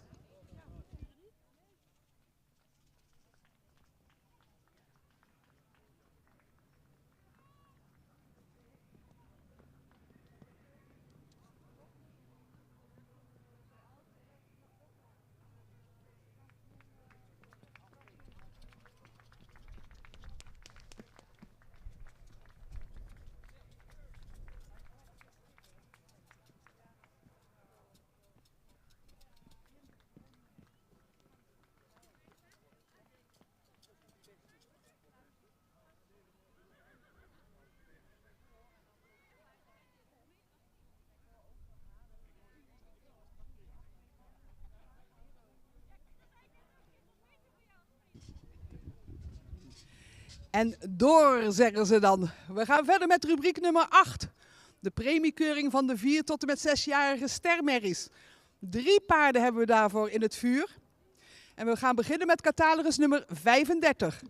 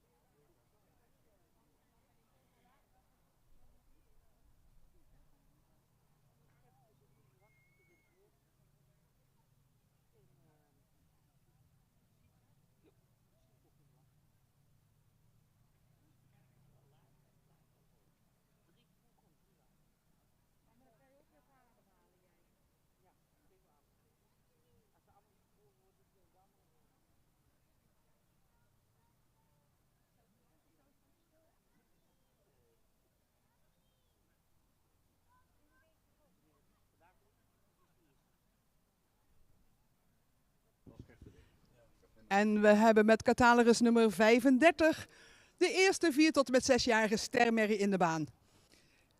En zij is Lise F. van de Sprong, een jonge Marcus uit een sterpreferente merrie van Heinze.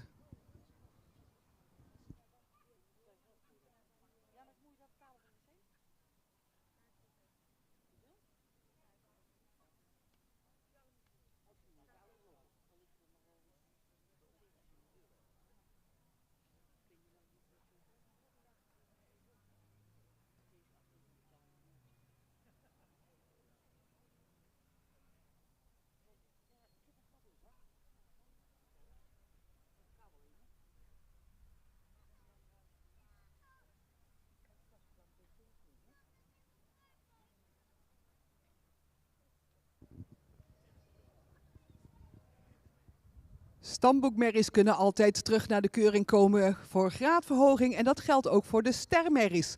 Zij zijn al ster en dat kan nooit meer teruggedraaid worden. Hetzelfde geldt voor stamboek, kan niet teruggedraaid worden. Dus dan ga je gewoon een jaar later nog eens kijken of je wat hoger kan komen. Want hoger komen bij een stermerrie betekent dat je een uitnodiging kan krijgen voor de centrale keuring. En bij de centrale keuring is mogelijk een verhoging naar kroon of voorlopig kroon. En als het paard ouder is dan 7 jaar en een veulen heeft gezoogd, kan daar zelfs nog een verhoging naar model zijn. Maar eerst dient u dan inderdaad op een fokdag een eerste premie te krijgen met uw volwassen merrie.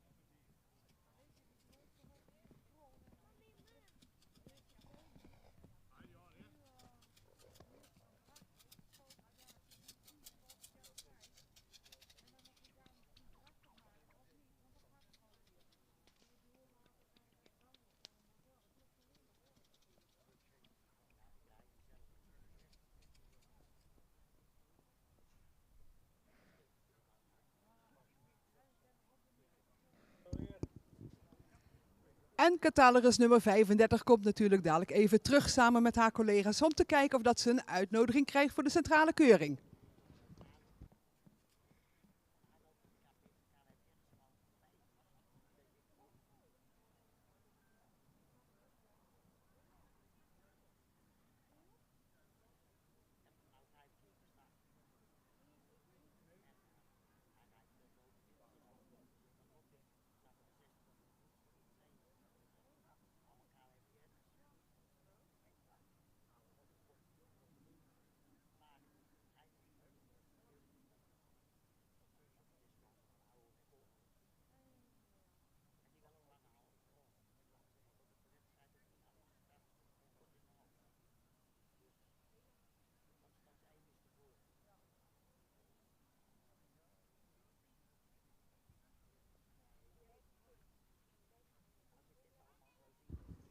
En de volgende stermerrie in de baan, catalogus nummer 36, Jitske van de Vierhuizen. Een jonge Albin uit een stermerrie van Brandes, gefokt door Van Zeeburg en in eigendom van Melissa Klaassen.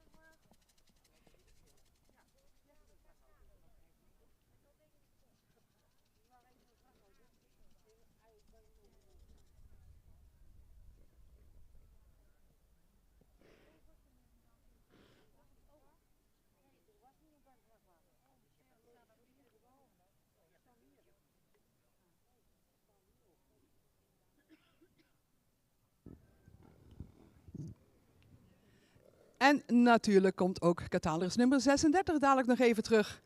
Om te kijken of de felbegeerde uitnodiging voor de centrale keuring in de pocket is.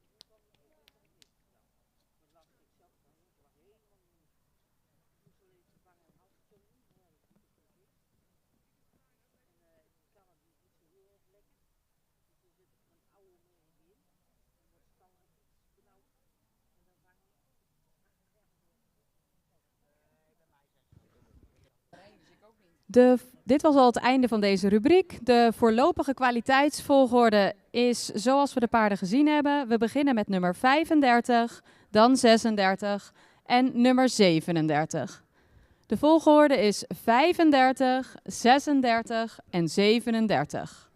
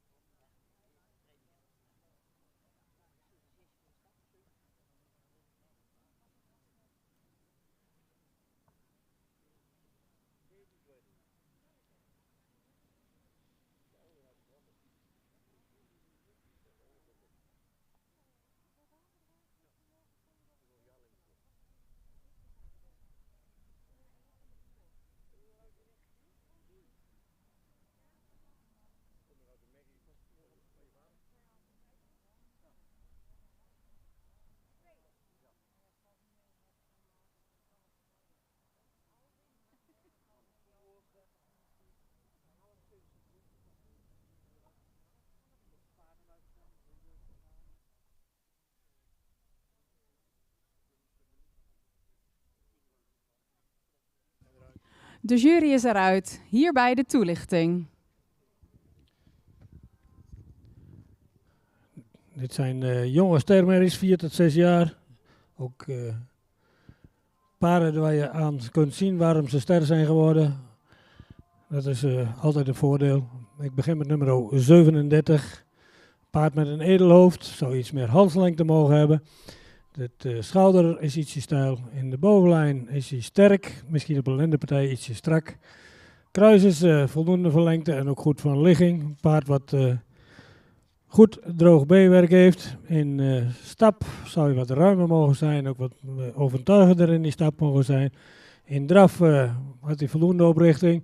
Was hij iets hoger in het tempo. Maar wel een goede draf. Een paard wat goed in het type staat. Maar voor een centrale keuring zouden we graag iets ruimere stap willen zien. En iets meer gedragen draven.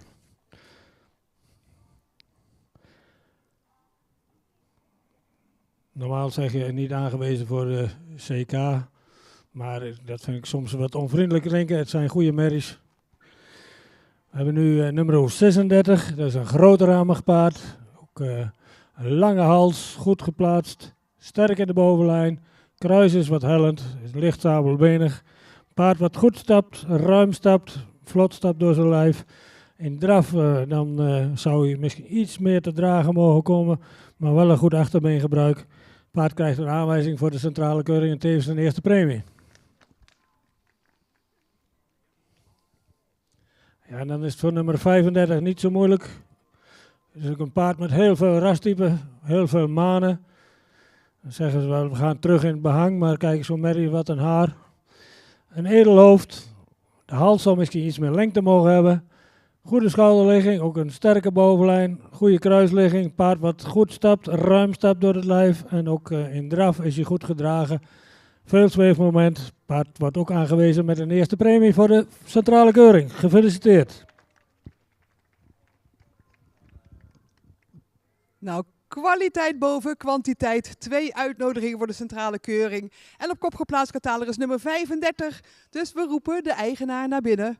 U heeft de beste 4 tot en met 6-jarige stermerrie vandaag. En jee, we hebben een kampioenschap voor vanmiddag. Anita van Kempen, maar het is natuurlijk daar helemaal teamwork, compleet familiebedrijf. Kom er allemaal gezellig bij. Bij jullie catalogus nummer 35, Lise F. van der Sprong. De jonge Marcus.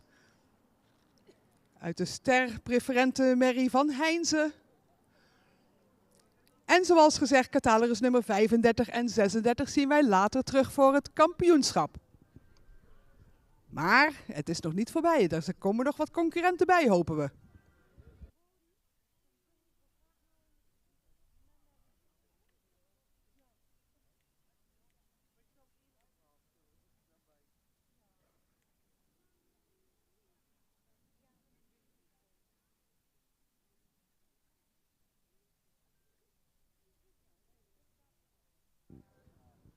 Kijk, zo doen we dat. Jong geleerd.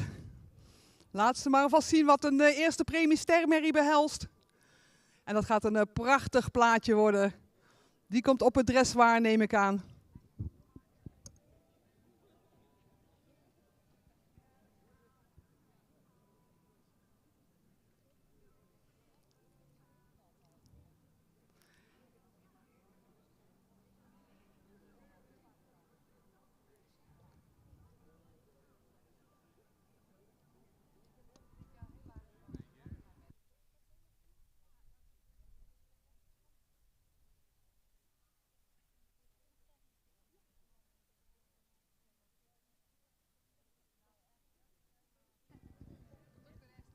En als iedereen veilig uit de baan is, dan gaan we kijken naar een ereronde.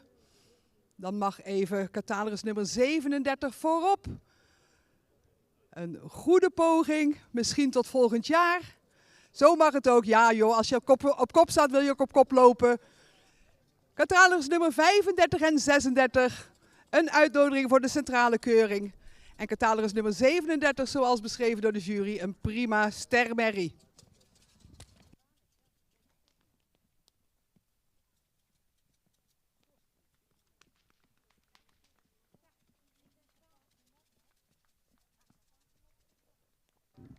En dan gaan we door met een kleine rubriek, rubriek nummer 9.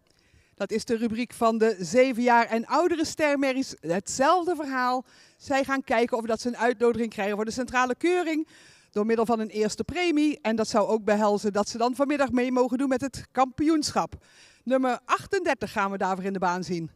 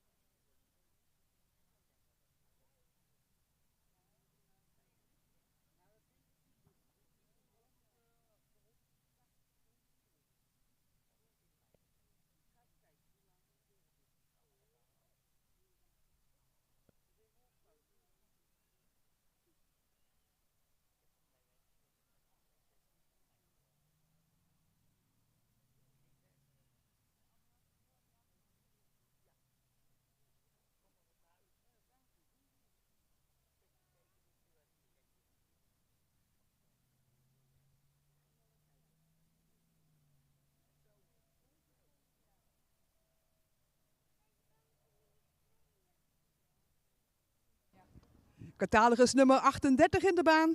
De 7 jaar en oudere stermerrie voor graadverhoging. Didi van Boschzicht. Een jonge Julius uit een stamboekmerrie van Onne.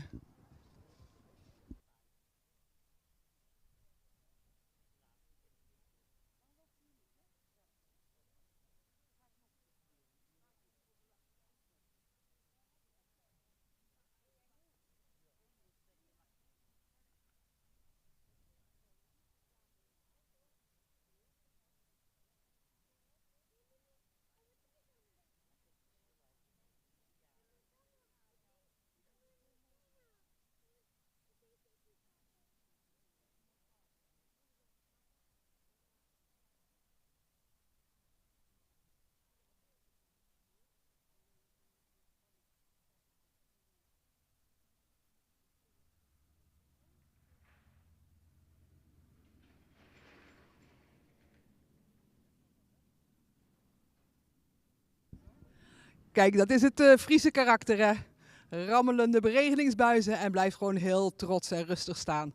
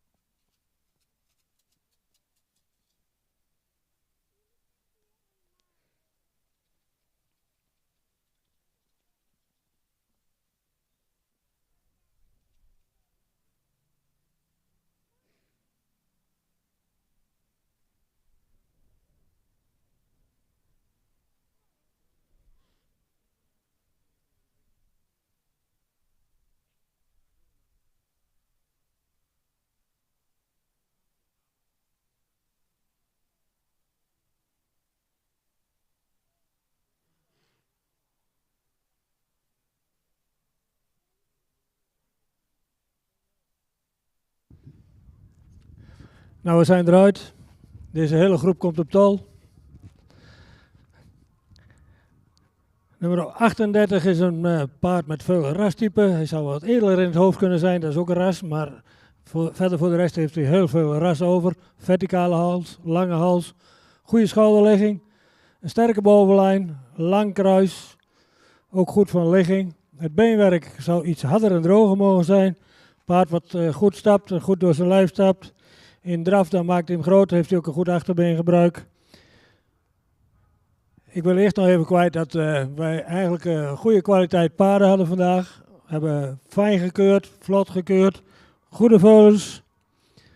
En dan zal ik nu de uitslag van dit paard bekendmaken. Die krijgt een eerste premie en wordt aangewezen voor de centrale keuring. De laatste twee paarden die keur ik niet. Daar gaan mijn collega's mee verder.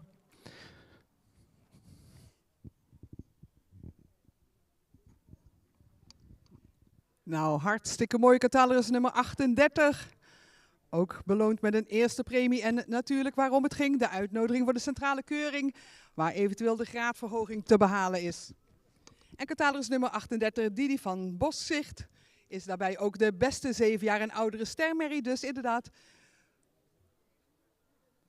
Fleur van Kempen komt al in de baan. Haar paard, de jonge Julius, uit een stamboekmerrie van Orne, gaat dus een gooi doen naar een graadverhoging op de centrale keuring, wat kroon of zelfs model zou kunnen betekenen op het moment dat het paard ook een veulen heeft gebracht.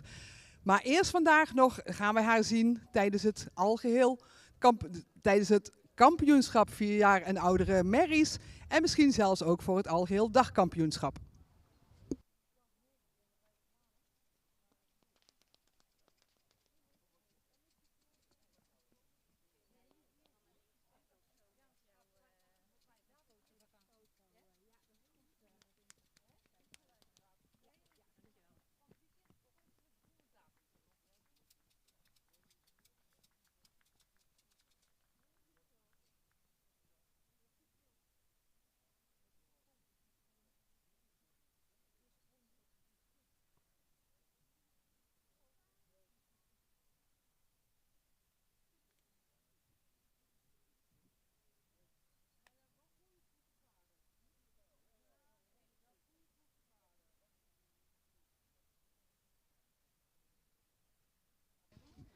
We gaan verder met rubriek 10. Ook deze merries hopen op die felbegeerde premieverhoging, graadverhoging en die uitnodiging naar de centrale keuring.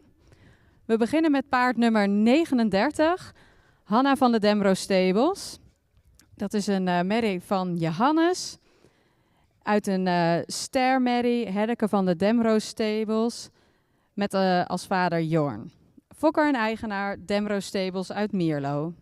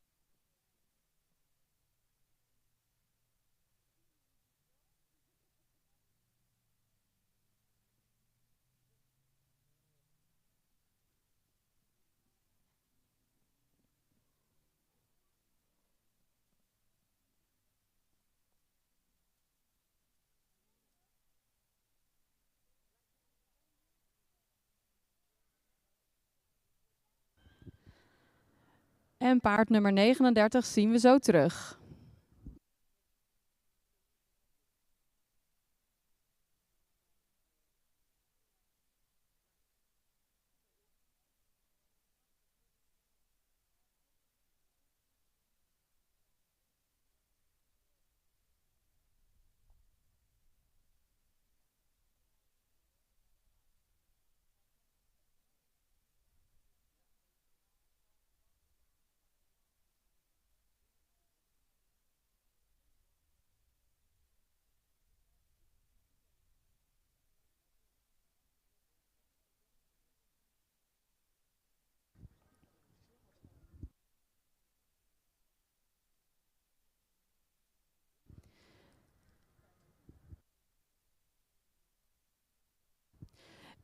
In de baan zien we nu catalogus nummer 40, Meisje van Dulven. Een nakomeling van Julius uit een kroonmerrie van Gjalt. Fokker, eigenaar, W. van Tilburg uit Wijk en Aalborg.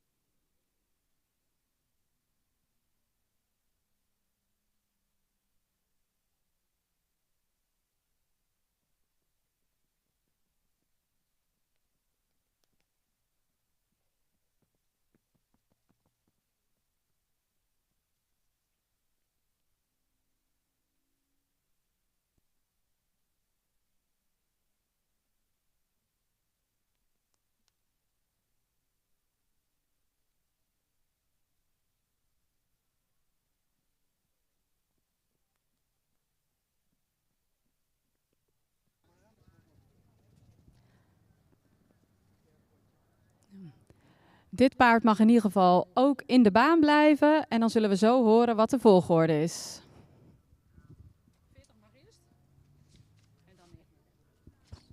De voorlopige kwaliteitsvolgorde is paard 40 als eerst en daarna nummer 39. 40 mag als eerst binnenkomen, daarna 39.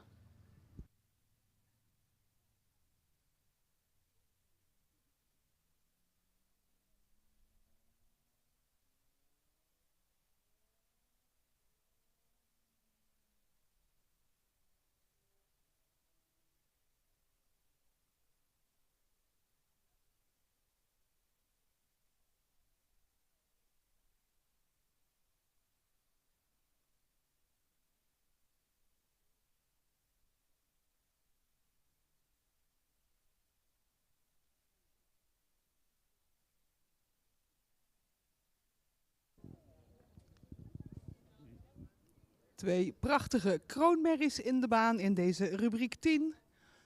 En we gaan dadelijk bij monden van Esther Reen horen of er al dan niet een uitnodiging en het eerste premie voor de centrale keuring gaan komen.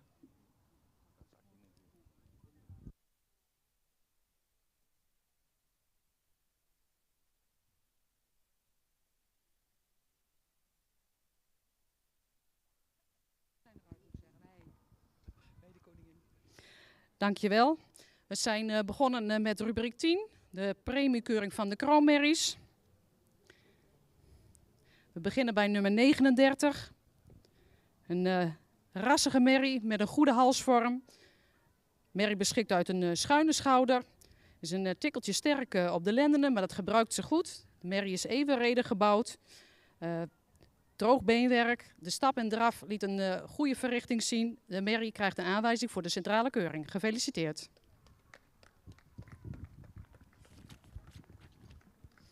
Komen we bij nummer 40. Op kop geplaatst. Ook een hele rassige merrie met veel behang zoals u kunt zien. Het paard staat met veel houding en statuur voor je. Het paard is opwaarts gebouwd met een goede schouderligging. Merrie beschikt over droog beenwerk. De stap was ruim, taktvast en met veel lichaamshouding. En eigenlijk is de draf uit het boekje. Ook deze merrie krijgt een uitnodiging voor de centrale keuring.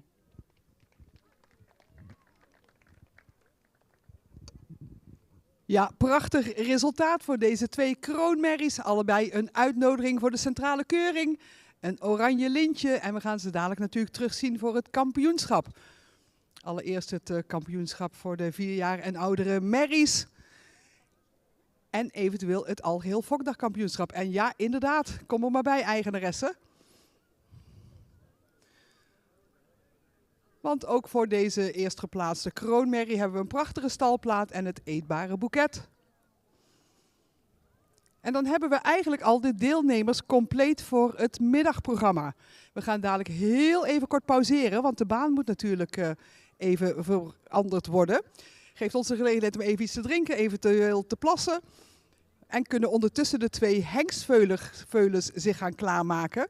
Want we beginnen dadelijk met de verkiezing van het beste hengstveulen. En daarvoor zijn uitgenodigd catalogus nummer 1 en nummer 5.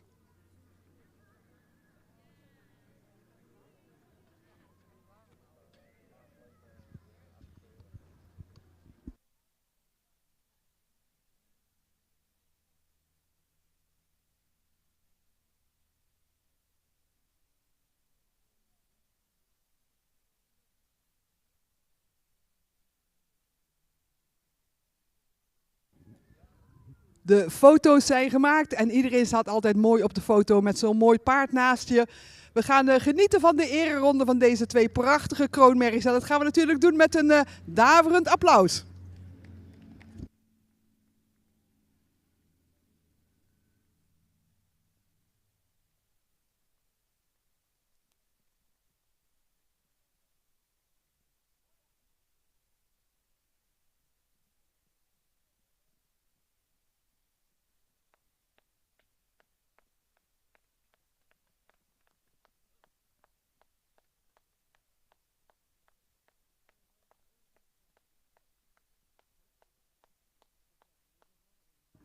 Zoals gezegd, kleine pauze, baan verbouwen en dan zien we elkaar terug voor verkiezing beste hengstveulen.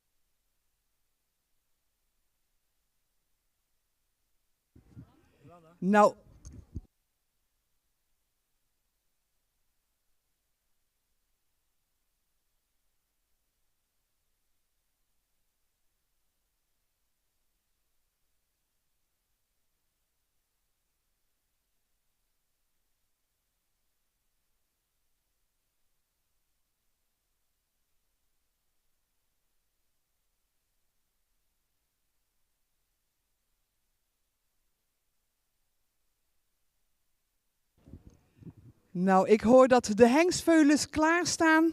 Catalogus nummer 1 en catalogus nummer 5 komen op catalogus volgorde binnenstappen. Zij gaan rondstappen, gaan de baan uit en doen 1 grote ronde in draf. De baan is enorm, u hoeft niet helemaal langs de kant te draven.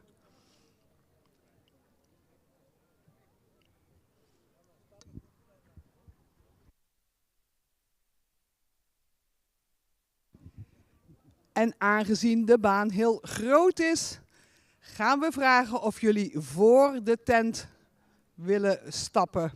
Dus niet helemaal achterom de tent heen. Dus catalogus nummer 1 en 5 kunnen binnenkomen in stap. Dan de baan uit. En dan gevolgd individueel 1 grote ronde in draf. En het mooie is, het veulen wat beste hengstveulen wordt automatisch ook beste veulen van de dag. Aangezien er geen eerste premies zijn gevallen bij de merrieveulens.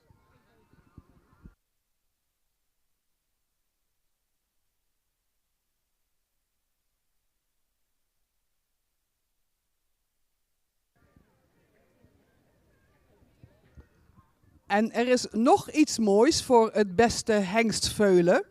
Er staat een klein foutje in het programma. Er staat namelijk beschreven dat het beste veulen van de dag ook mee kan doen aan het algeheel dagkampioenschap. Dus volgens de letter in het boekje heeft het beste veulen ook een uitnodiging voor het algeheel dagkampioenschap. Laten we even aan de eigenaar of hij of zij daaraan wil deelnemen.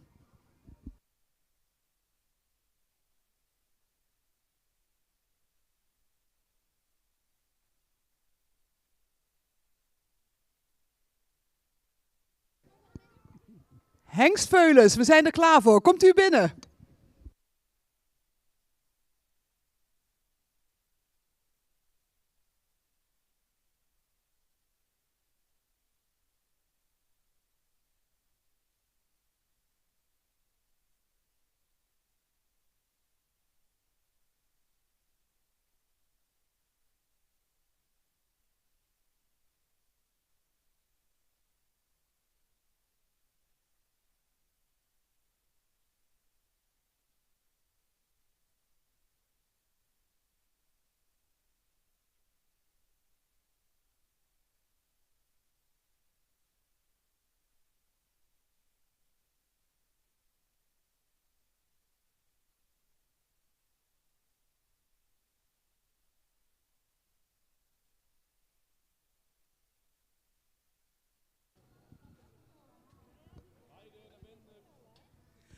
Eén grote ronde in stap. Even wachten op het andere veulen. Dat ze mooi achter elkaar kunnen stappen. Dat de jury een goed beeld heeft. Daarna even allebei de baan uit en 1 grote ronde in draf. En met catalogus nummer 1, al in de baan, hebben we Dirk U. van der Sprong. Vanmorgen als eerste in de baan en met een eerste premie eruit. En nu terug voor het kampioenschap hengstveulens en dan automatisch ook beste veulen van de dag. En Dirk U. van der Sprong is een jonge murk uit een stermerrie van Sjerp, gefokt en een eigendom van A. van Kempen uit Rijkenvoort.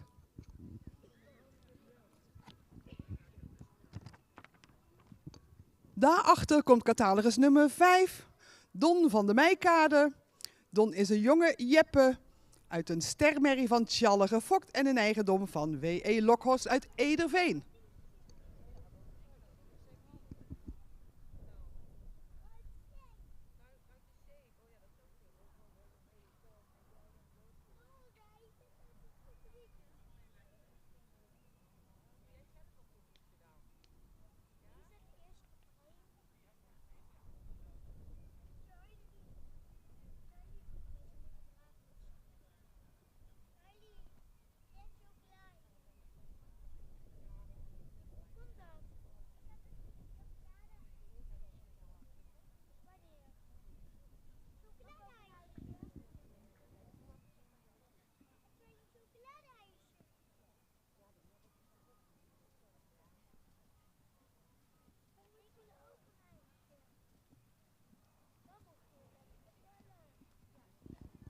Zoals ik al zei, het is een hele grote baan. Jullie hoeven hem niet helemaal te benutten.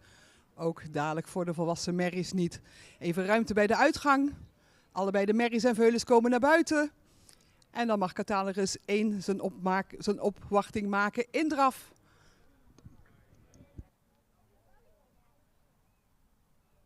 Baan open.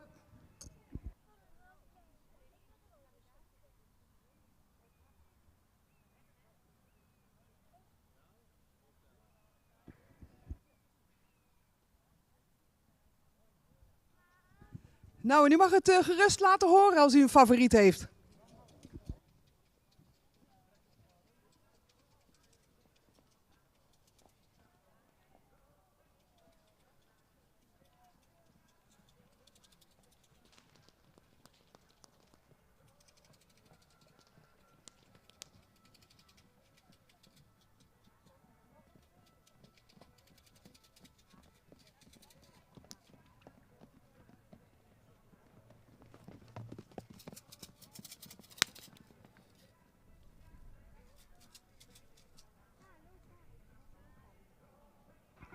Ja, dankjewel, catalogus nummer 1.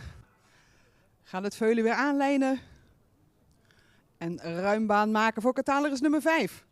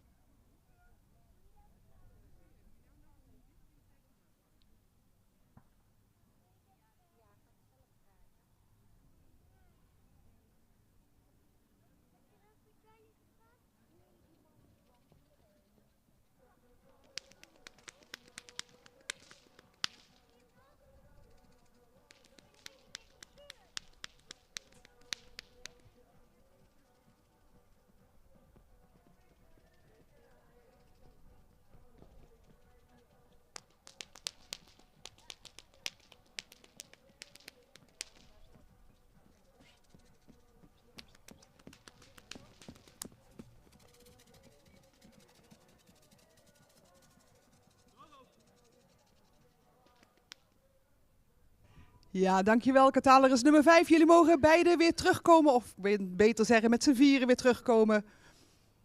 Rondstappen en dan ga ik het woord geven aan inspecteur Pieter Bergsma. Die geflankeerd door Wieneke Waaier-Blom, Esther Reen en Hendrik van der Meulen gaat vertellen welk veulen het beste hengstveulen is en daardoor automatisch ook beste veulen van de dag. En daarbij nog door een klein foutje in het programma een uitnodiging krijgt voor het algeheel dagkampioenschap indien de eigenaar dat wenst.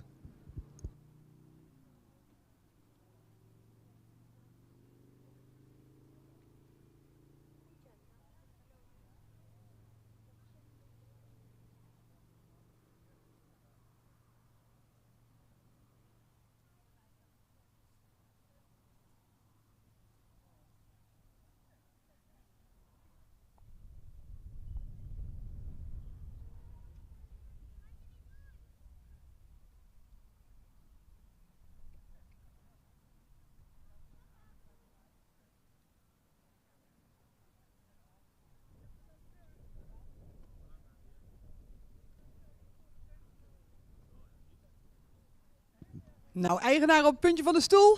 Zijn ze eruit? Ja. Ja, we zijn eruit. Twee hele mooie veulens.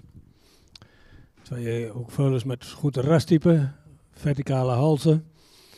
En dan nummer 1. Ik heb hem vanmorgen ook al besproken, maar ik wil hem nog wel een keer bespreken. Een veulen met een mooi hoofd, of een edelhoofd, mooi is in eigen mening, hè. Een veulen met een voldoende lange hals die toch ietsje zwaarder diep bij de borst komt. Maar ook een sterke bovenlijn. Een veulen wat goed stapt, vlot door zijn lijf stapt. En in draf maakt hij mooi, maar dan zou je het voorbeentje iets meer mogen uitleggen. Maar een heel goed eerste premieveulen. En dan hebben we nummer 5, een veulen die een edelhoofd heeft. Ook een lange verticale hals. Goede bovenlijn. Ook een kruisligging die goed gewenst is, wat een hoogbenig veulen is. Ook veulen wat makkelijk stapt. En in draf dan zet hij het front er mooi op en dan heeft hij ook een goed voorbeengebruik. Dus ja, we hebben gekozen dat nummer 1 de reservekampioen wordt. En nummer 5, de kampioen. Gefeliciteerd.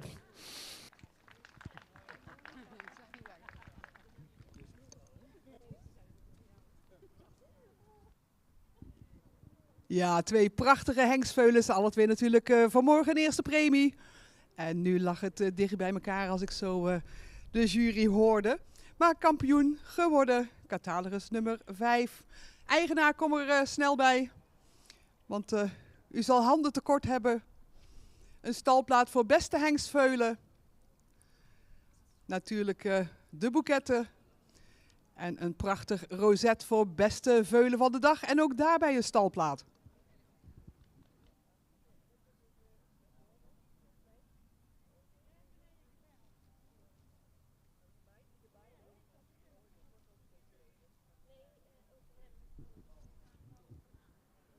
En natuurlijk de eigenaren van de reservekampioen.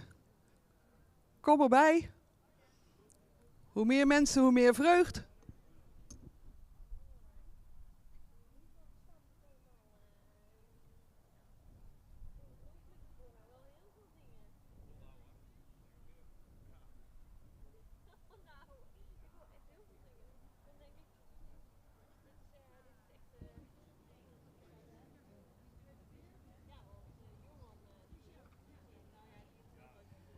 En weer veel blije en bekende gezichten in de baan.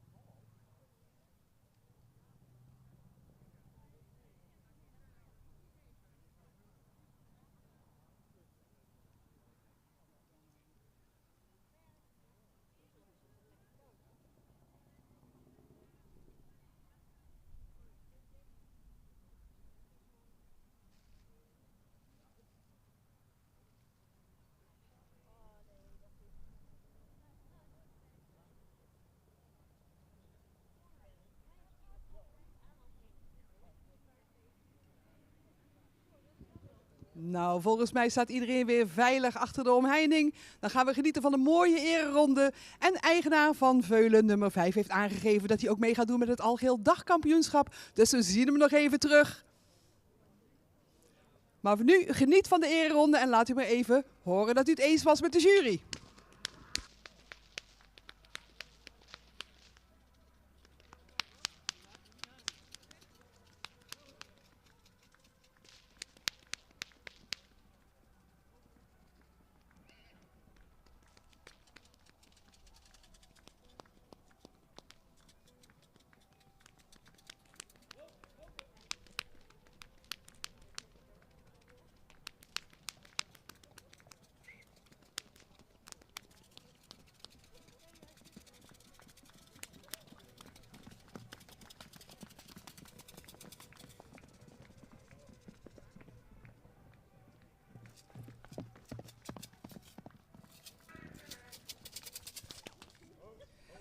Zo, dat was genieten, maar we zijn nog niet klaar. We gaan verder met het kampioenschap van de 4 jaar en oudere merries.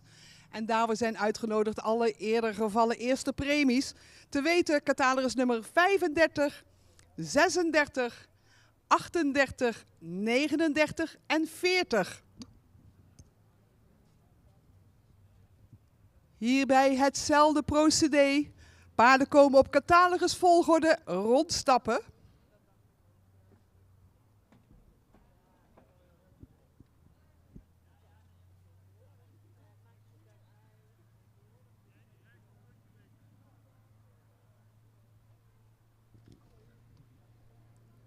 En om iedere schijn van belangenverstrenging te voorkomen, verlaat Pieter Bergsma de ring en laat het over aan zijn collega's. Die gaan bepalen welke merrie 4 jaar en ouder beste is en reservebeste. Zoals gezegd, catalogus volgorde willen we ze graag zien. 35, 36, 38, 39 en 40.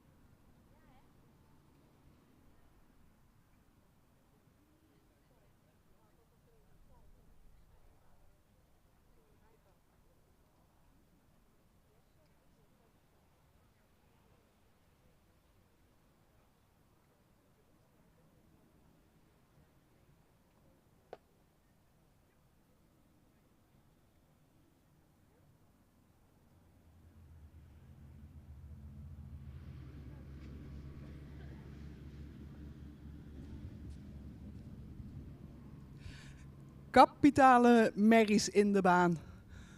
Allemaal een uitnodiging voor de centrale keuring. Maar nu nog even kijken of je kampioen kan worden hier in Limburg.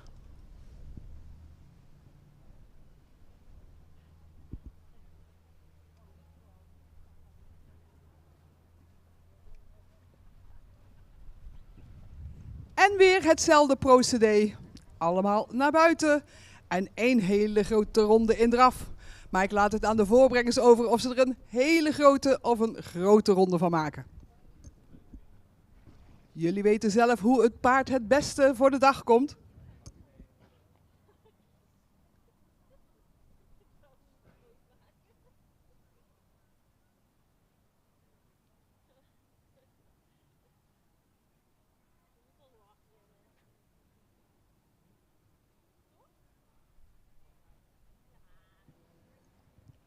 En ook hier geldt weer, ik weet niet of het helpt, maar misschien een applausje eronder. Help uw favoriet.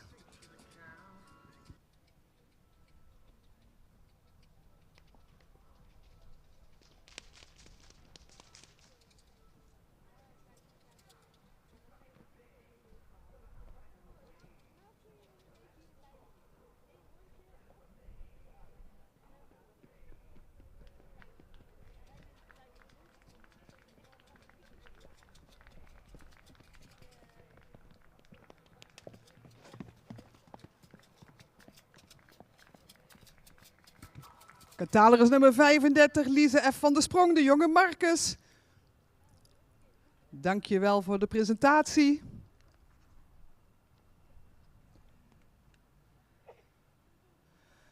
We gaan kijken naar en laten het horen voor catalogus nummer 36.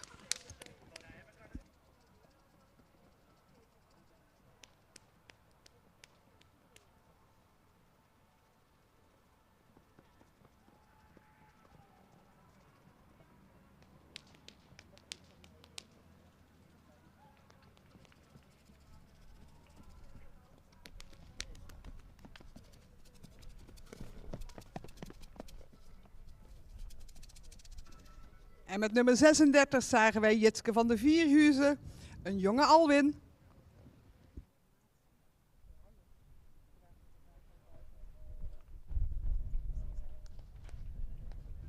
En ze wordt gevolgd door catalogus nummer 38.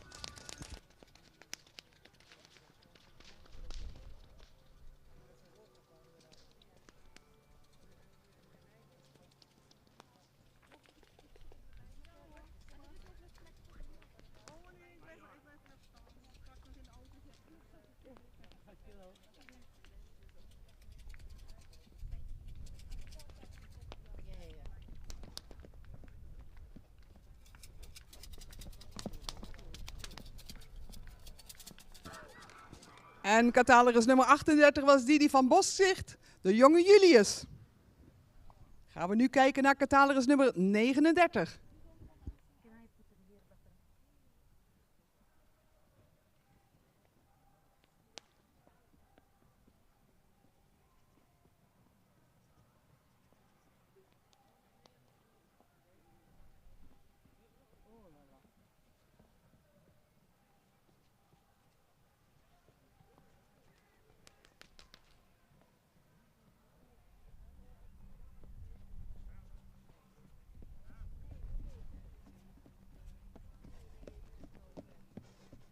Sophie?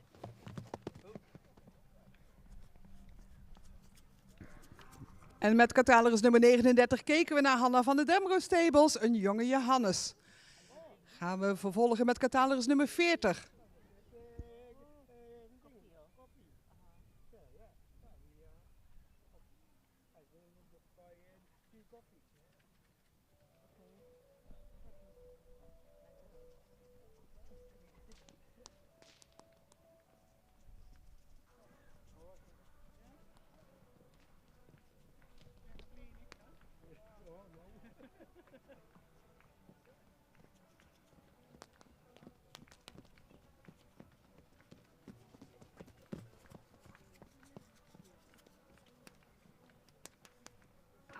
En catalogus nummer 40, meisje van Dulven, de jonge Julius, besluit deze groep die hier een gooi doen naar het kampioenschap 4 jaar en oudere merries. Ze komen allemaal weer in stap terug. En dan gaan we bij monden van Esther Reen horen wie de reservekampioen is en wie de kampioen. En daarbij deze twee dus inderdaad ook worden uitgenodigd voor het algeheel Fokdagkampioenschap. Waarbij ze natuurlijk een geduchte tegenstander krijgen in het hengstveulen. Die volgens het protocol in het boekje mee gaat doen met het algeheel Fokdagkampioenschap.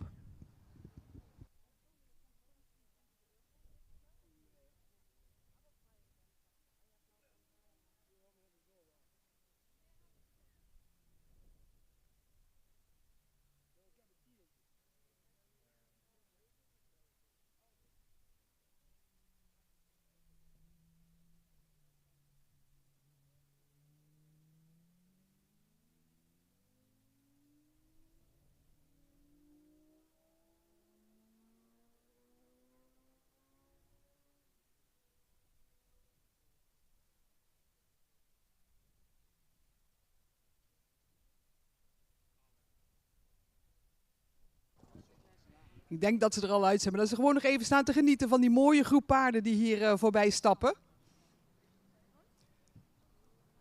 Ze zijn eruit. Esther, het woord aan jou. Dankjewel Jolanda. Wij zitten hier te genieten van 5 prachtige merries die we vandaag in de baan hebben gehad. Het is toch even een andere setting als de paarden in een grote baan moeten lopen. Hebben ze ietsje minder steun. We hebben ze weer opnieuw bekeken en ja, we kunnen niks anders dan genieten van deze mooie groep. Wij hebben een paard reservekampioen gemaakt. Een paard wat veel actie laat zien. En die een mooie verrichting de hele dag al laat zien. Dus reservekampioen is geworden nummer 39.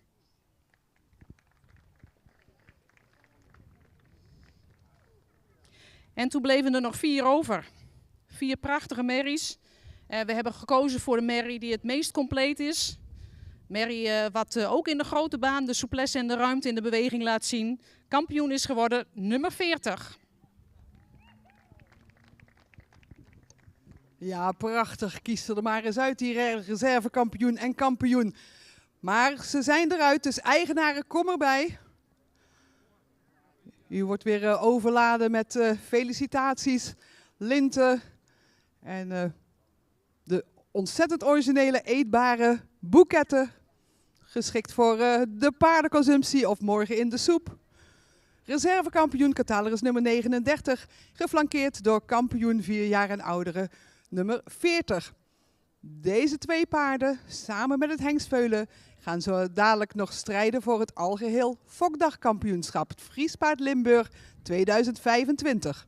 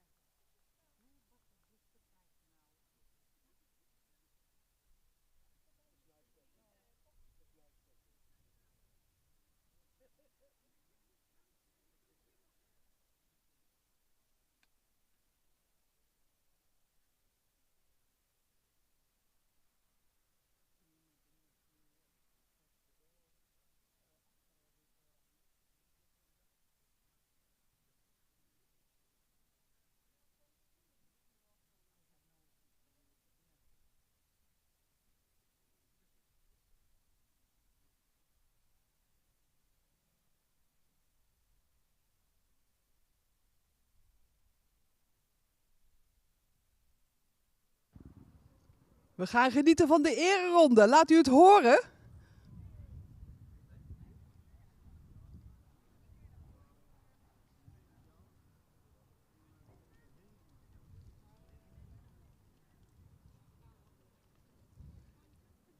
Ja, iedereen veilig aan de kant. Muziekje eronder. Knallen maar met die prachtige merries hier.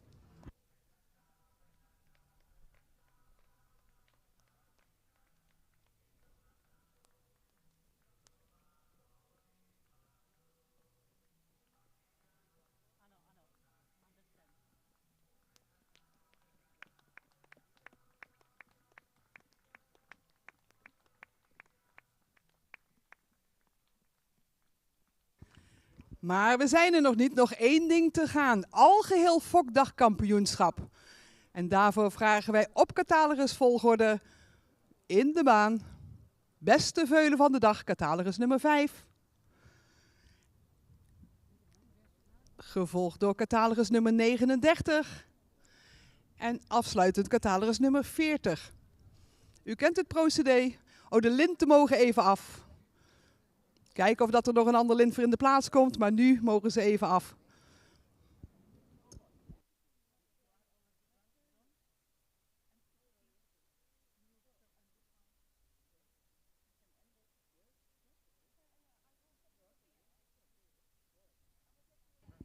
Het lint mag even af van het hengstveulen.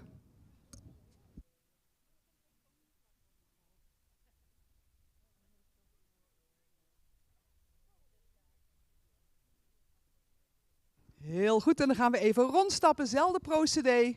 Daarna één grote ronde in draf.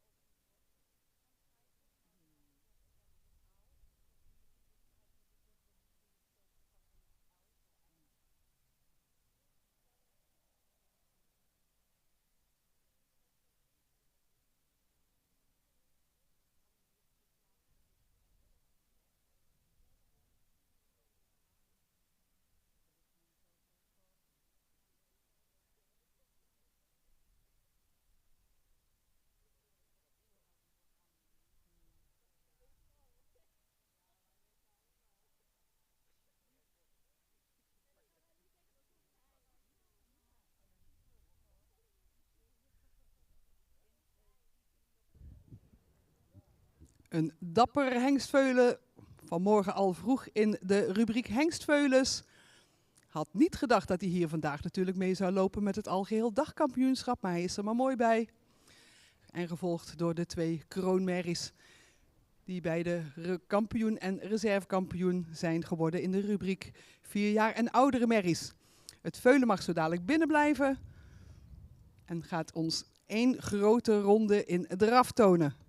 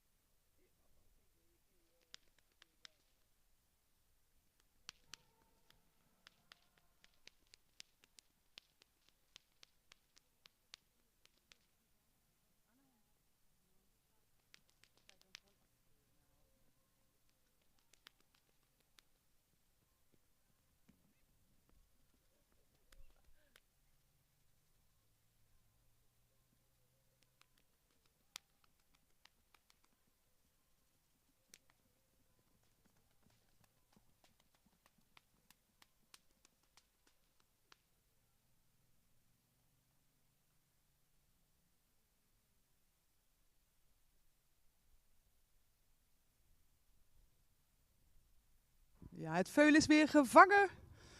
Gaan we de baan vrijmaken dadelijk voor catalogus nummer 39.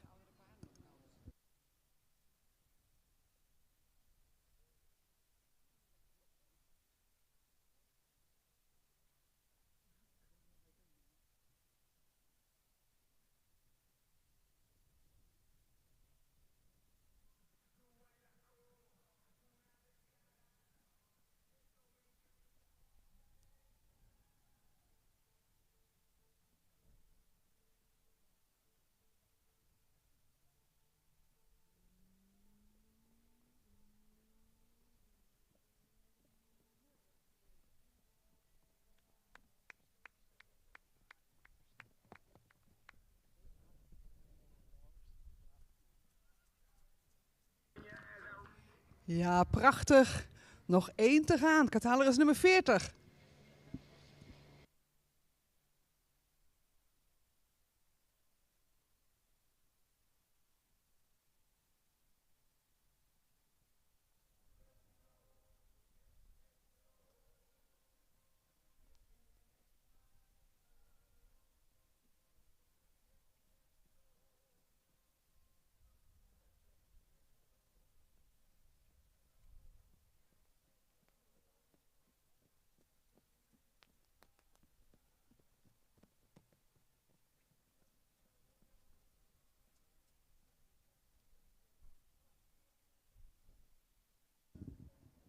Ja, jetzt geht's los. Gaan kijken wie er reservekampioen en kampioen wordt. Ze komen weer op catalogus volgorde in stap terug in de baan.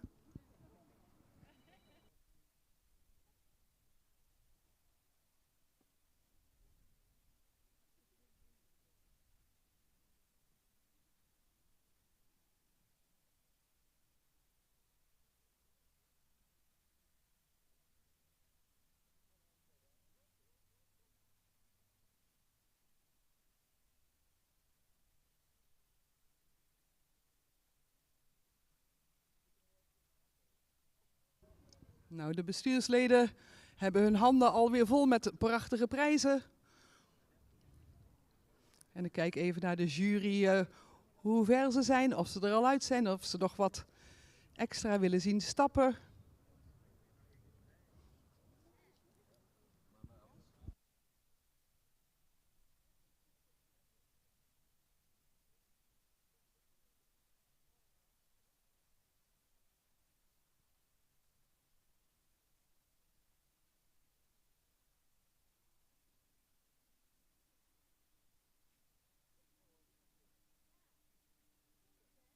Ze zijn eruit. Woord aan Esther Reen.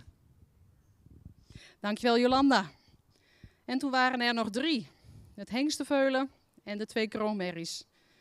En je kan toch merken dat de dag wat vordert. Dat ze allemaal achter een beetje trager worden. Maar ik vind ook een eervolle vermelding voor het hengsteveulen. Dat hij zich de hele dag zo kranig gedragen heeft. Met een mooi frontje. We nemen afscheid van het hengsteveulen. Dan hebben we er nog 2. Nummer 39 en nummer 40. Kampioen hebben we gemaakt. Paard met zoveel ruimte en zoveel statuur. Nummer 40. Gefeliciteerd. En dat maakte automatisch de reservekampioen nummer 39. Eigenaren, jullie weten hoe het werkt, hè? Jullie waren hier net ook al. Maar nu ging het dus wel om het algeheel Fokdagkampioenschap Friespaard Limburg 2025. Ook weer prachtige linten. Het wandbord van het KFPS. En een prachtige oranje deken. Wat wil je nog meer?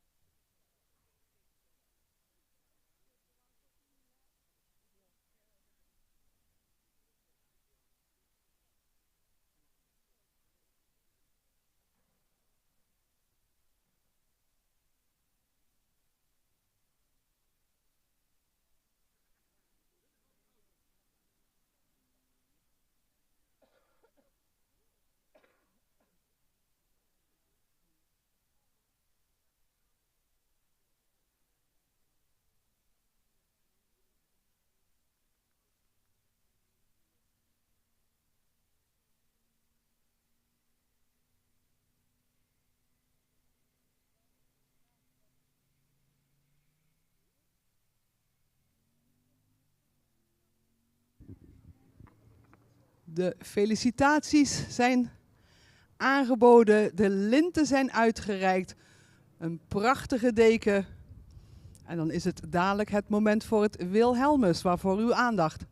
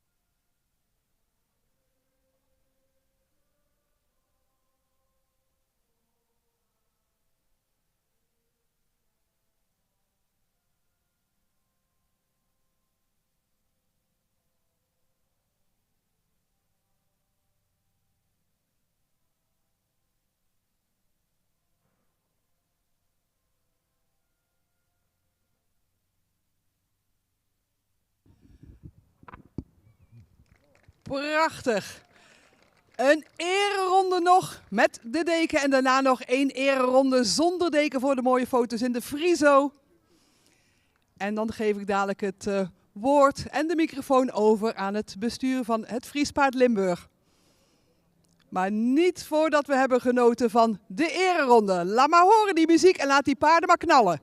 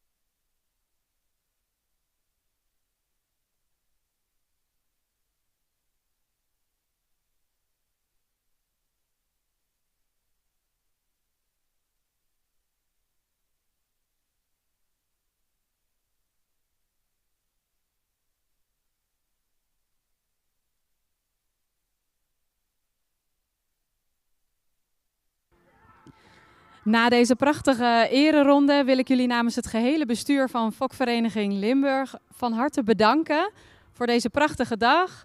Voorbrengers, jury, eigenaren, inzenders van paarden. Ontzettend bedankt dat jullie er vandaag bij wilden zijn. En we hopen jullie volgend jaar ook zeker weer te zien. Daarnaast wil ik natuurlijk ook al onze sponsoren van harte bedanken.